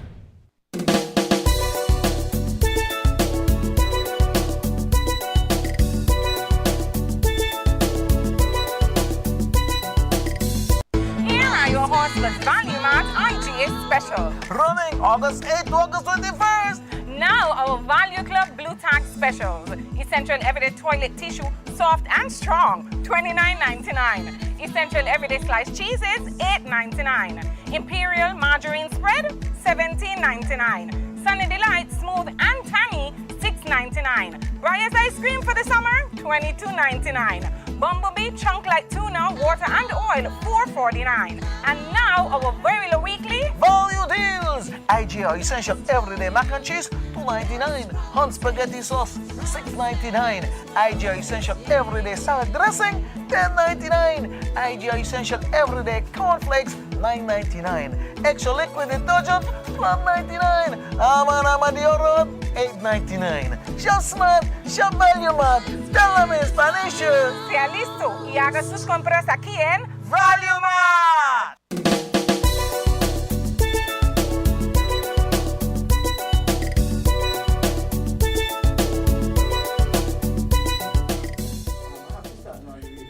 Guess what? We're about to swing into the second half of today's presentation of Voices. My name is Socrates, and I'm being joined in the studio with some heavy hitters. I can say I'm among friends and fellow Sunday pointers and all that. See a guy laughing from ear to ear. So here's what. Here's what. I started today's presentation with an update on the weather outlook, and we are now into the second half, and we're actually we're speaking with the persons who actually know and can answer all the questions that you may have. I did mention this morning earlier that Mr. Abdul Samuel was here with me a couple of months ago, and he spoke about the increase in numbers and frequency of the hurricanes. He indicated that an average year would be about 11 hurricanes. We were looking at 22. And how we started the season with the first one, which was a Cat 5, unusual.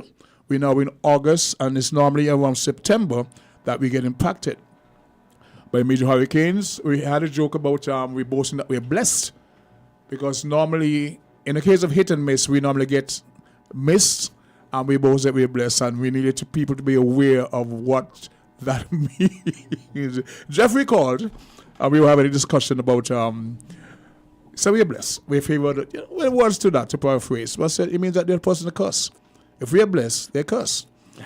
You're here to give us all the imperative information as to what's happening, what we as the people need to be doing. Tomorrow is the 13th of August. It's not a good day on anyone's calendar, the 13th. But we have with us again in person Mr. Abdul Samuel and Mr. Elmer Burke. Is it Elmer Burke? Yes. And if anybody know Popolari, okay, so gentlemen, welcome once again to the airways of WINNFM. Thank you for having us. And thank you. I want to thank you on behalf of the Federation of National Reserves Abroad for the service that you've rendered over the many years and what you're about to do now. So please take it away. Yeah. The mic is yours. Thank you so much, King Socrates, for being so gracious to us as usual. And I want to thank Elmo also for joining me in this discussion. So what we want to do is, with your permission, is just to allow Elmo to bring the weather attention. Most certainly. Okay, thank you, sir. Elmo? Okay, thanks, Socrates. Good afternoon to the listening public. As of 8 o'clock this morning, potential tropical cyclone number 5 was located about 588 miles to our southeast. It was moving in a westerly direction at about 26 miles per hour and had sustained winds of about 30 miles per hour. I took a glimpse just previously and I realized that the system have strengthened in terms of just slightly in terms of intensity. Yes. Oh. So we now have winds at 11 o'clock. We had sustained winds of about 35 miles per hour. So you can see the uptick has begun. In relation to weather, what we are looking at, the system is expected to continue to slowly develop and become a tropical depression sometime today. And this is well before it even reaches us in terms of the center. And then before it reaches us in terms of the center in our vicinity, it's expected to develop into a tropical storm by tomorrow. And once it develops into that tropical storm tomorrow, it's going to name Ernesto. And I'm just cool as a Spanish speaker. Let me give you the proper pronunciation. Ernesto. Okay, sir. Okay. So basically what we're looking at in terms of potential impact here for us in St. Kitts and Nevis from what would eventually become Ernesto would be an increase in terms of cloudiness and shower activity as we move into tonight through to tomorrow and even into Wednesday. And this increased cloudiness will be accompanied with shower activity. Some of these showers are going to be moderate to very heavy at times because we are looking at quite a bit of thunderstorm cells moving in the system. So it's going to be accompanied with a scattered thunderstorm. And when we're talking about thunderstorm, we're talking about thunder along with lightning. Persons would have heard the news recently of lightning striking some individuals in St. Martin. So it's important that this is something that persons need to pay close attention to.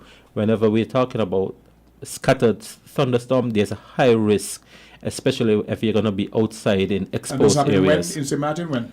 I think it might have been maybe a week or 2 weeks ago. Okay, yes. I'm not sure saying that. About 5 persons would have been injured on the boardwalk. Okay. Yes.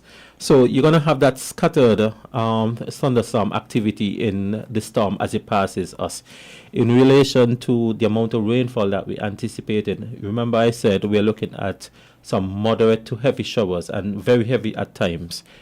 In terms of accumulation, we are looking at about anywhere between 4 to 6 inches of rainfall possible, and that is over a 3-day span when we're looking at between Tuesday up to about Thursday thereabout. When we look at that amount of rainfall, 4 to 6 inches of rainfall on an already saturated soil, because we do recognize that over the past day or so, we've been experiencing quite a bit of showers, especially in some of the areas, the northwestern part. The Sandy Point area has been getting quite a bit of showers. I can tell you about that. Yes. So I know for certain the soils in Sandy Point are already saturated. So if we do materialize and get 4 to 6 inches of rainfall and that occur in a short period of time, conditions that can cause flash flooding, land slippage, rock falls. So areas that are prone to these hazards, such as the Old Road Bay area. The good thing about it is that the Old Road Bay, in terms of the new Old Road, is now survivable. Yep. However, you still have some areas that you would have some land slippage, potential land slippage. For example, we normally get the dirt coming down by Kansi, so I'm looking out for that. The areas such in Hertfordshire, where the dam used to be. So the known areas that you would normally get a lot of silt coming down. By the church there in Hertfordshire? By the Methodist, right there by the Methodist church. By Cooley Shop. Yes. Cooley Shop. Those known areas, persons need to exercise caution in these areas because the chances of flash flooding is going to rise as we move into tomorrow.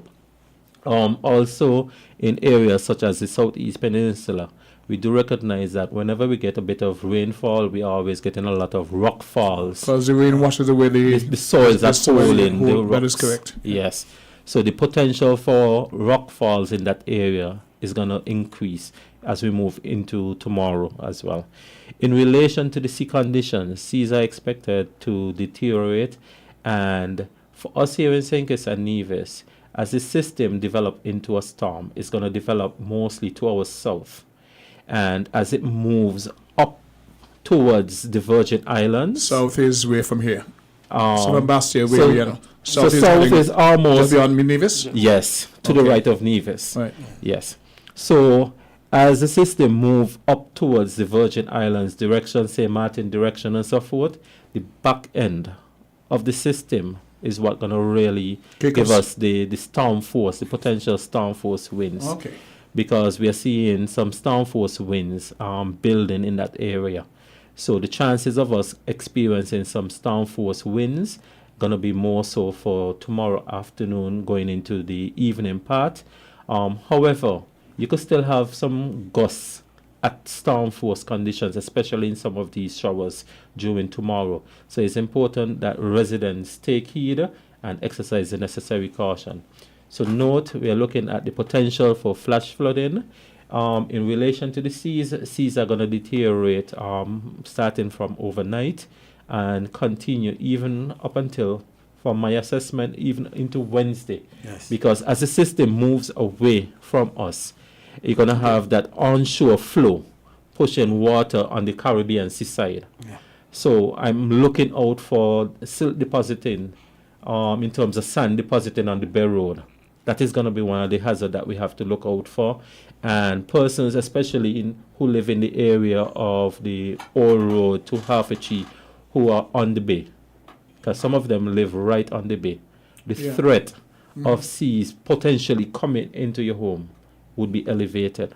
So persons need to take the necessary precaution and be guided accordingly. When you say the Bay Road, you're talking about the western end of Irishtown Bay Road? Yes. Because the Newtown Boulevard would have prevented that to a large extent? Although it prevents it to a large extent, we have seen some instances that once you have 10-foot waves and everything, along with the swells, it can just topple over it. Yeah.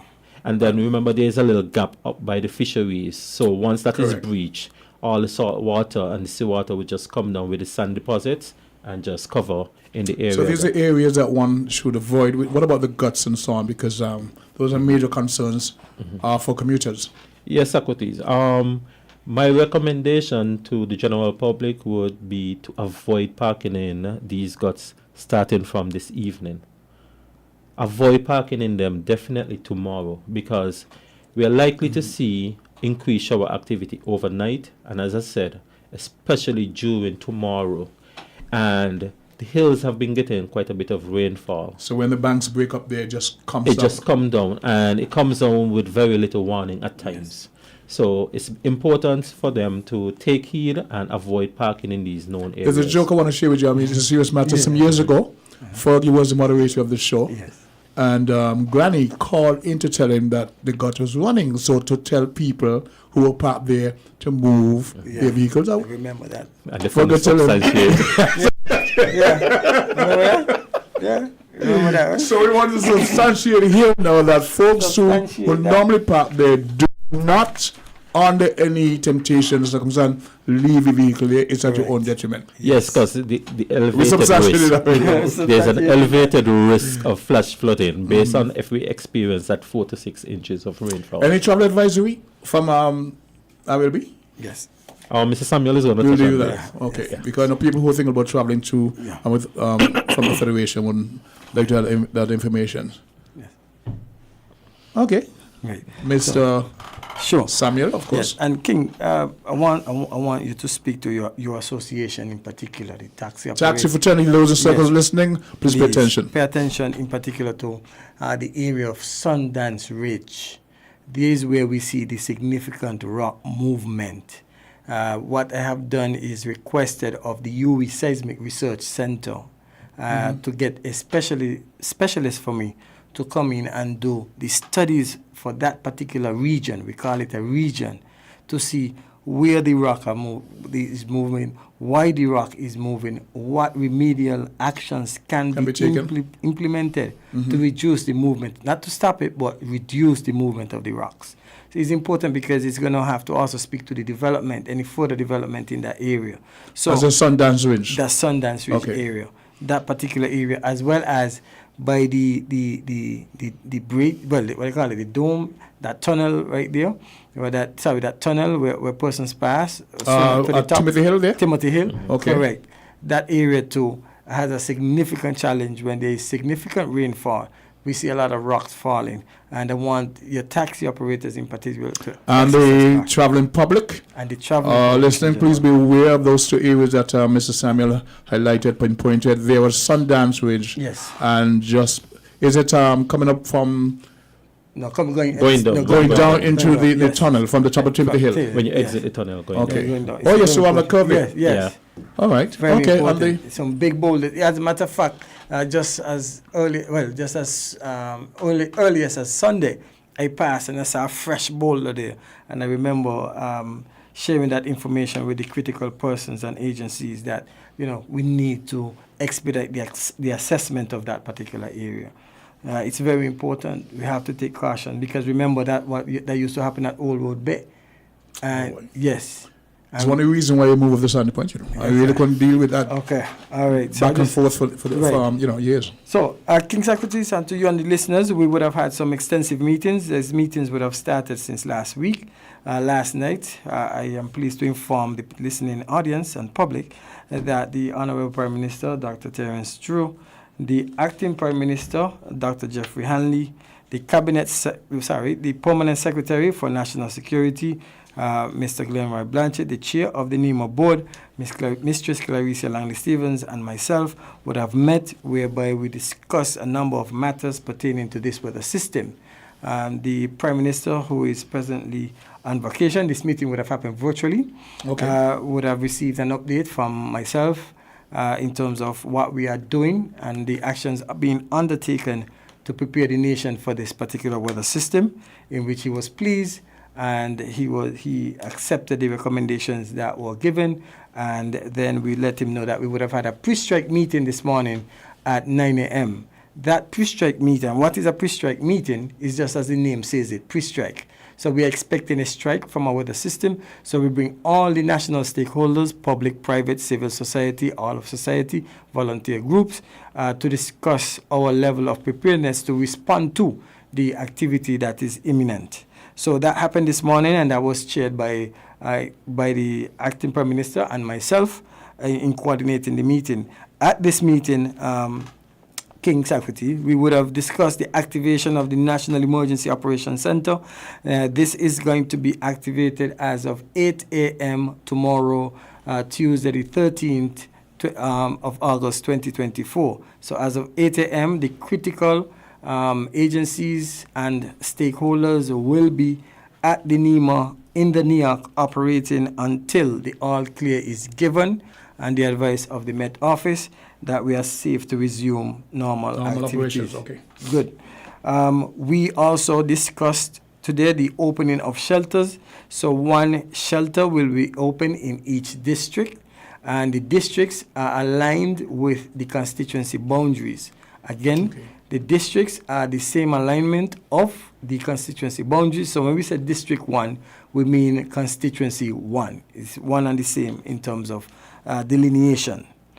The closure of government office and the advice of the technical persons, Mr. Burke and myself and other stakeholders, the government has agreed that we should close our government offices tomorrow. That's the 13th. The reason and the rationale behind that, and I want the public to listen to me carefully, is that, as Elmo indicated, there is the potential for flash flooding. There is potential for rainfall. There is the potential for thunder and lightning, which we take very, yes. And we don't take it seriously, King, and I'm hoping that they're listening. And what we need to do is have as less people on the road as possible. Only essential persons should be on the road until that all clear is given. We also discussed the address that has to be made by the acting Prime Minister to give the reassurance to the public that the government will do everything possible to ensure the safety and security. Equally so, I want to highlight that the Solid Waste Management Corporation indicated in the meeting that there will be no collection of garbage on the 13th of August. It's a safety issue. 2024. What we don't want is that the garbage add to the additional debris that we're going to have on the road. So in order for us to build back and get back to a sense of normalcy quicker, we want to make sure we have as least of these things as possible in the roadways. Okay? Skelec Water Department provided a significant report, and I'm appealing to the general public to be a bit patient with Skelec because they're doing their best to ensure that we stay powered up. They're going to stay powered up as long as they can. When the systems reach that threshold that they need to shut off, they will notify the general public of any power shutdown that they will have to do. Okay, so water, same. And they have indicated that most of the generators at their pumps are filled and ready to operate. So it's a matter of just them getting the all clear, and then they will go and do the necessary cleanups and ensure that they restore water. However, they did indicate that the rationing that is happening will continue. As you know, we are trying to go into this conservation, which is another topic by itself. There was an item about water trucks being available in mansion areas. Mansion areas, yes. This afternoon from 4 o'clock. Yes. Okay, that's Yes. I think that was very, very good information to have because it's Critical. anticipating Yes. mixing ahead of issues. Definitely. And as a matter of fact, also, water indicated that these water trucks are going to be on standby and prepared in the event that they have to support any communities after the passage of the weather system. That was also, yes. So in addition to that, all government vehicles will be expected to be pulled at the St. Kitts Nevis Defence Force camp, Springfield camp, as of 5 p.m. this afternoon. Again, so I'm making an appeal to all the heads of department, permanent secretaries to ensure that these vehicles are fueled very early, they are cleaned, and they are delivered to the Springfield military camp for 5 p.m. this afternoon. Equally so, King, we would have also had reports from our district volunteers. These are very critical people.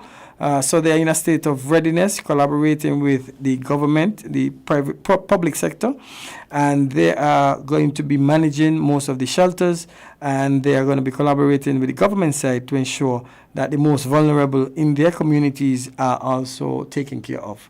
So we were quite happy with that report.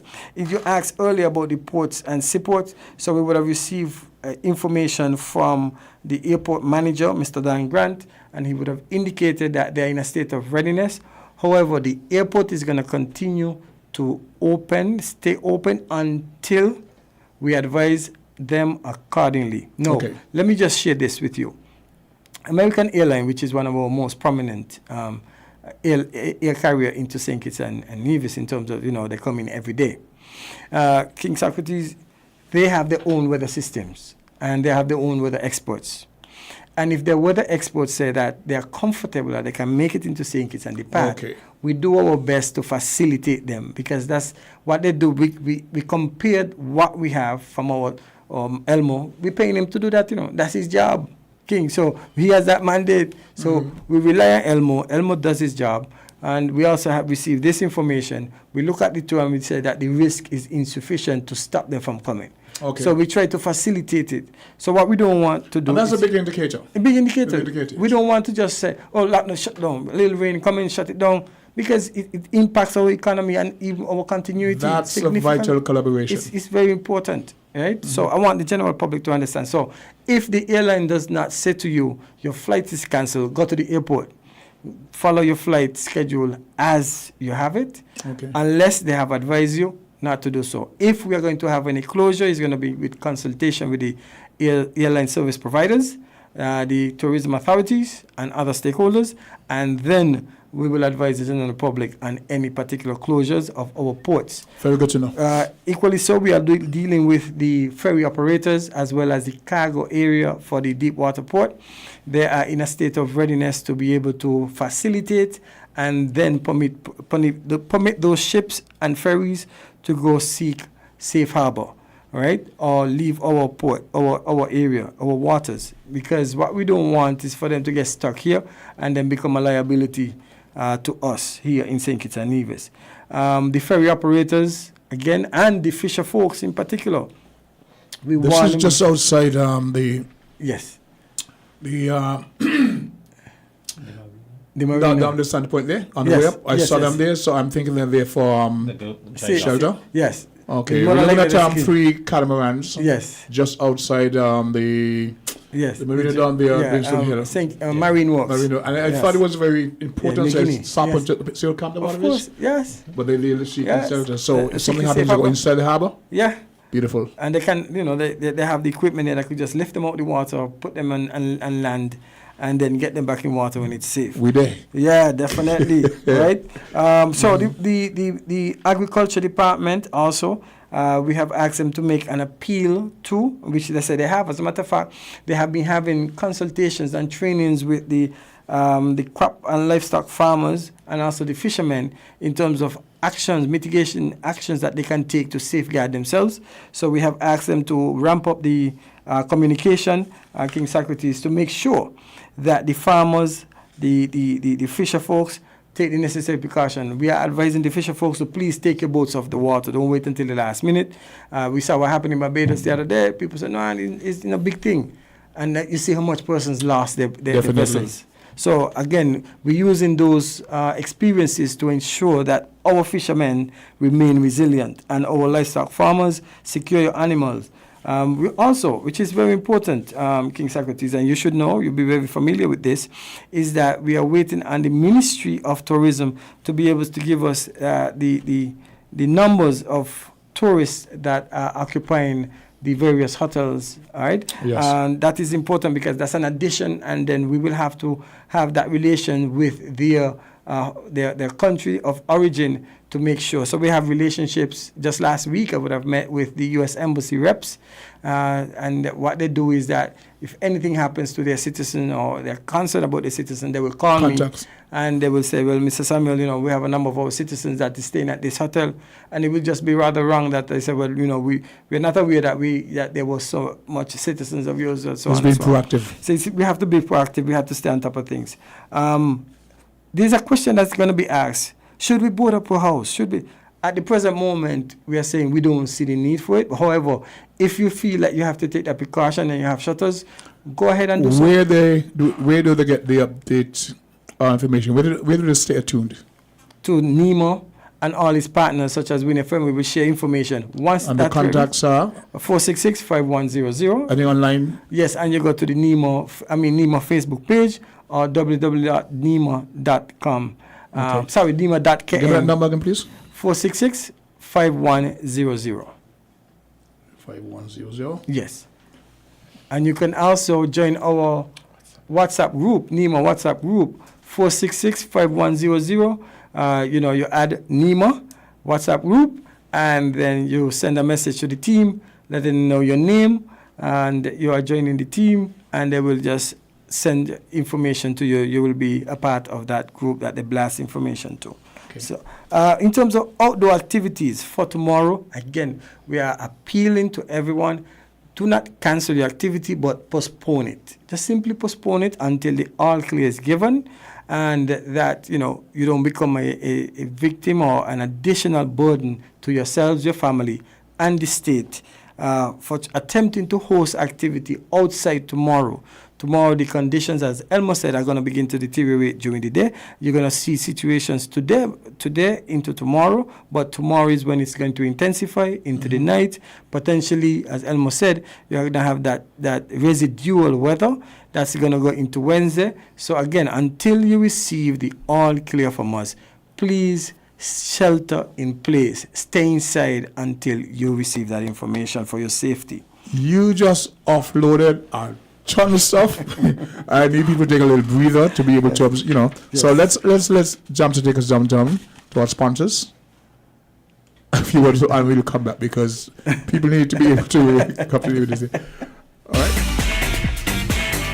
Found the sound 98.9 WIN FM.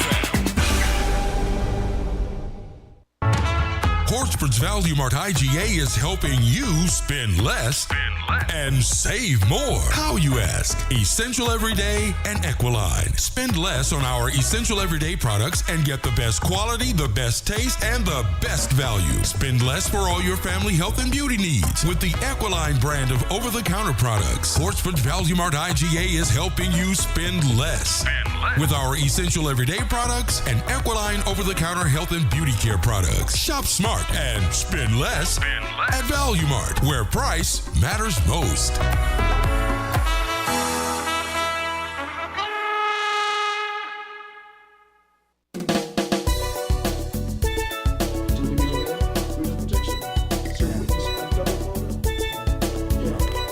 Say that she had 4 kids to raise, so she can even. She not. Yeah. And we're back. We're relaying some very vital information to our federation, and even those who are the field, hearing about, from the person known Mr. Elmer Burt from the Met Office, and Mr. Abdul Samuel from NEMA, and he just relayed a lot of information pertaining to the arrival of the tropical depression. Mr. Burt, you were saying that we're actually currently under. So we are currently, as of 8 o'clock this morning, we would have issued a tropical storm warning for us here in St. Kitts and Nevis. And that basically means that tropical storm conditions are likely to affect us within the next 36 hours. And well, for us here, we are looking at sometime tomorrow evening that we are looking at tropical storm conditions are likely to affect us if everything continues on the trajectory that we are looking at. Albeit that we are not looking at a major hurricane. We are not looking at a hurricane. We are just looking at a marginal storm, just in its formative stage by the time it would be affecting us. But bearing in mind that you could have some higher gusts at storm force during the day as well. Okay. So because of that, we would have issued the tropical storm advisory warning to alert the general public that there is a heightened risk of storm force conditions affecting us here in St. Kitts and Nevis within the next 36 hours.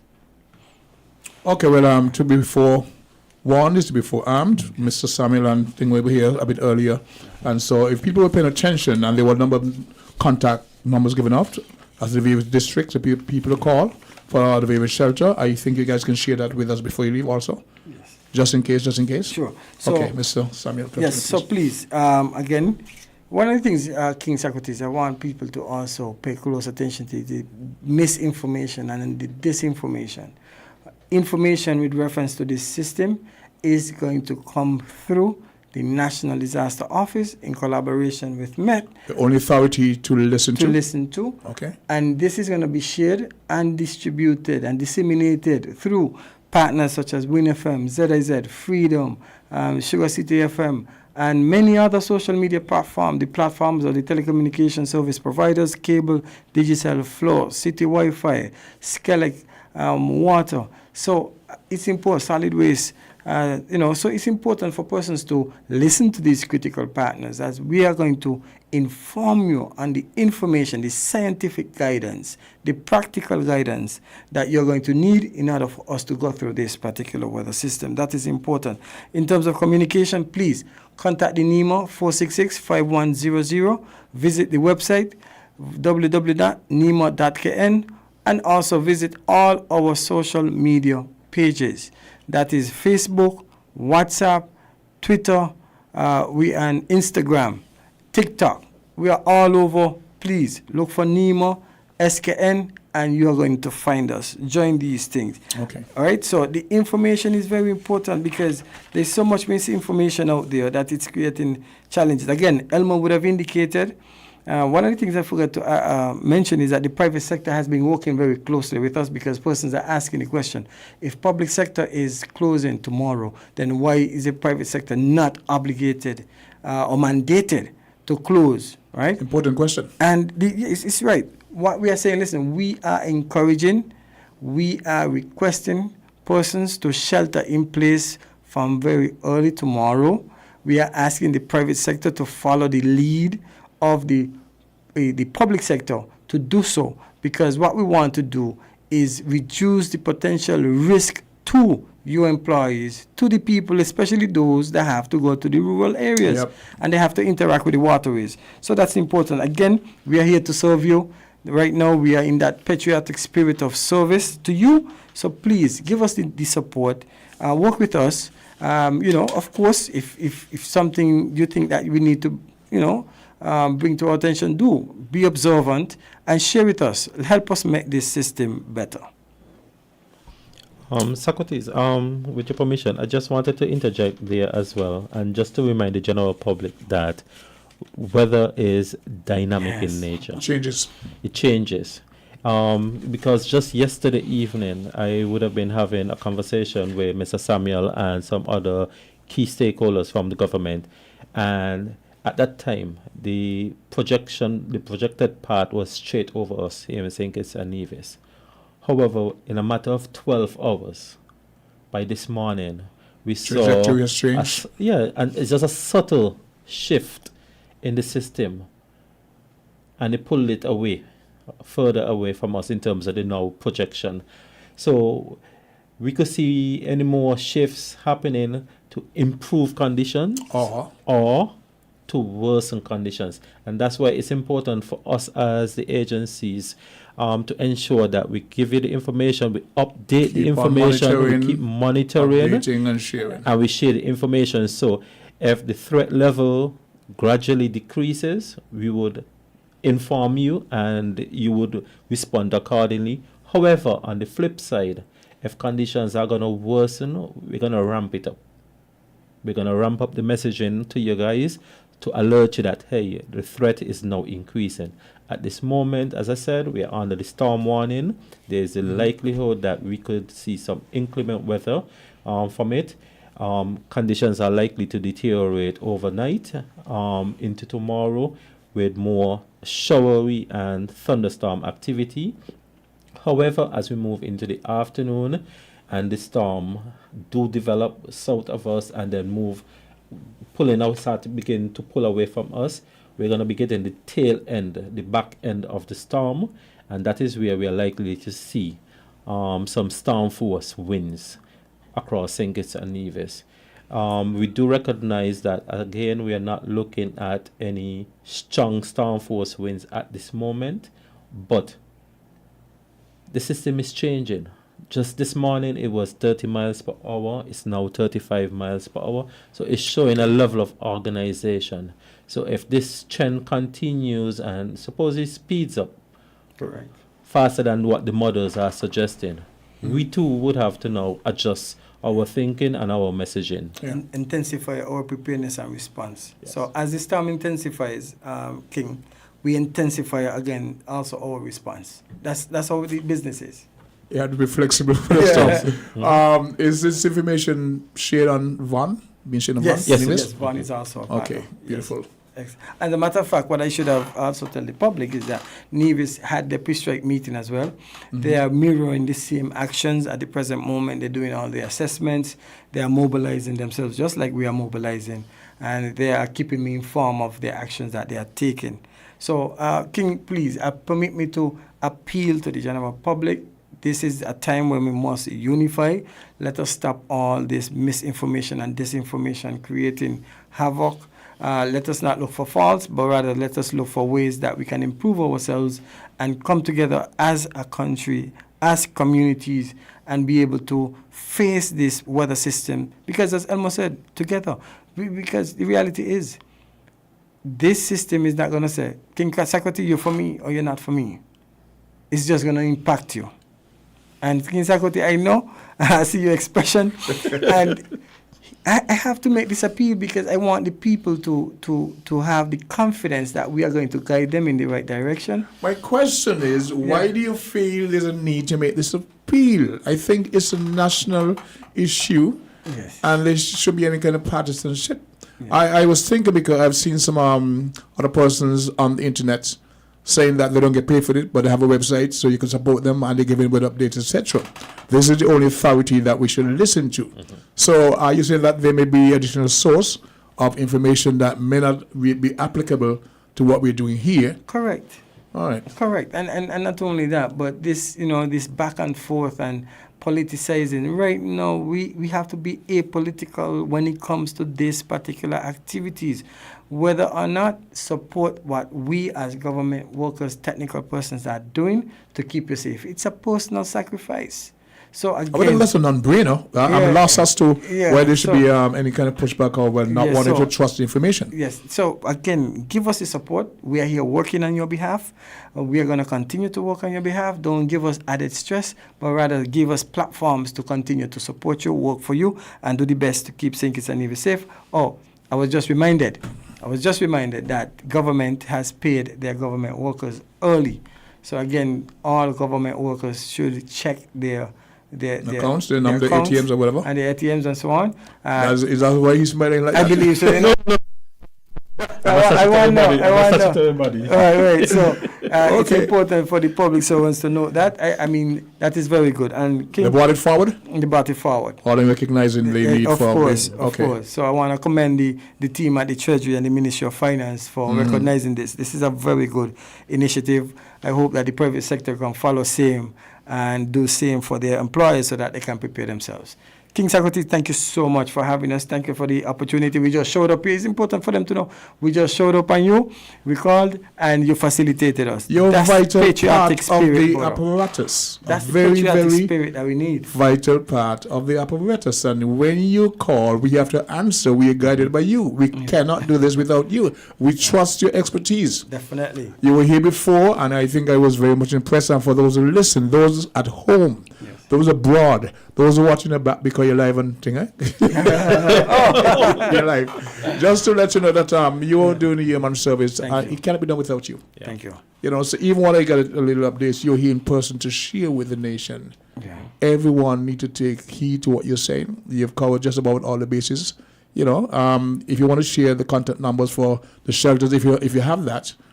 At all, you may not have that, but we last time you were here, we gave us some numbers for the various shelters. Yes. Those are families who may be informed what they need to do in advance. Don't wait until something happens. You have to be proactive. Correct. That's what you guys are doing here. Yes. Make sure you put the precautions in place for those who will need help, those who have special needs, etc. It's the time to pay attention to that. So definitely. We have to thank you. We have to thank you both for being here once again, because I wouldn't say you don't want it, but you just take your job seriously. Yes. Passionate about it. And that is what's going to get us through whatever we may have to face. But let me just plug the caveat. You may not see me in this capacity anymore, but once it comes to serving the country, once I'm in the country, I am passionate. Nothing is going to stop me from serving the country that I love. Okay, King Socrates, so it's important. I just wanted to place that on the record with you, but I am always available to give guidance, support, and yeoman service to the country. My experience with you, the impressions you would have made on me and the folks I know has been genuine, very trustworthy. I have nothing to question when it comes to your expertise. Thank you, sir. And not only your capacity to serve, but your ability, your willingness to give of yourself. The Federation survive because of people like you. Irregardless of what thing, we need people like you. Thank you, sir. Right? And Mr. Burke, you're in great company. Right? I was trying to remember. Anyway, that's a different story. But I recognize tell us about it, man. Tell us. No, well, I know his family from way back. Yes. His was it your great grandfather, popularly? No, my grandfather. Your grandfather. So now your brothers, etc. I know your mother, Irish Buck. No. My mother is Caroline Buck. Caroline, okay. Yeah. My classmate. Yeah. Oh, classmate. So were you able to experience any of your grandmother black pudding? Yeah. Okay. You're solid. You come from a very, very good family, and the Burke family has also served the Federation in various capacity. You had an uncle in the, he was in the prison service. Yes. And all that. You've had an uncle who was an athlete, also served. And one in the fire department. One in fire, yes. And right now, several more siblings are police officers. And well, I bought some planting on last Saturday from one of your uncles. The biggest plants I've never seen. You know, so that's the retired fire officer. The retired. So your family has given back tremendously to the country, and you yourself have continued in that vein of service. We appreciate what you're doing. And I know the name, but no, I know the face, etc. And of course, Mrs. Samuel. Yes, sir. you're an asset to our Thank you, sir. federation. Thank you. Not only those within, but those you serve abroad on various platforms. So continue to do what you do. Definitely. Regardless of whatever capacity you find yourself in tomorrow or the day after. Definitely. It's been out. Okay, I always look forward to seeing you, hearing from you. Yes, sir. And depending on your expertise, so Definitely. we're able to serve because of you. Thank you, sir. Right? Yes. We pause now for on our viewers from our sponsors. We continue. We're going to share. I did take some contact information last minute here. I look for them and share them with the public. Definitely. Thank Right? you, sir. So 662-4690. I'm looking for members for the Sandy Point Heritage Society. Have you heard about that? I'm supposed to be a part of. No, not SPBS. No. Not SPBS. The Heritage Society. Sandy Point Heritage Society. Yes. I need young people because No our problem. members are like Doc, Heiliger, Heiliger, Vincent Hodge. Okay. You know, look at me. We need young blood. You're still No young. problem. King, you're still young. You're still young. No problem. It's a pleasure. Take us down to Jam, sir. Thank you, Jam Jamster. Okay, cool.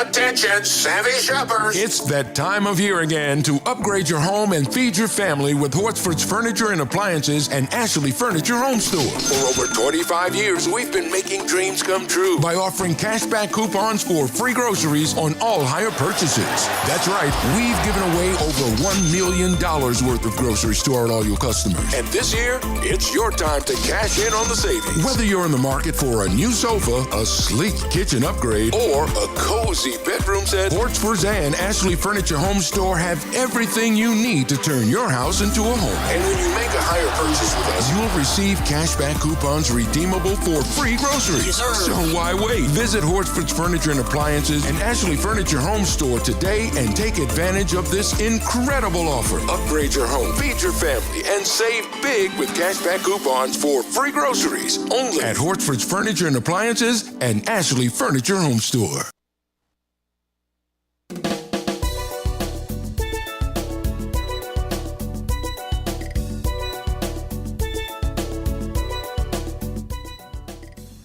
Are we back on?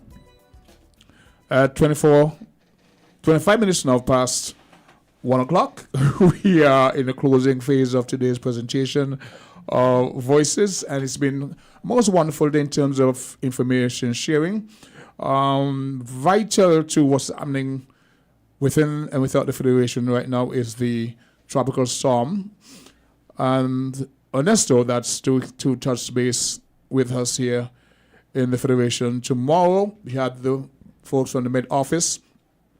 We had the Director of NEMA here with us, Mr. Samuel, with a lot of information and updates on the impending tropical cyclones that's supposed to touch base with us tomorrow. So it's a matter of being proactive, taking all the requisite precautions.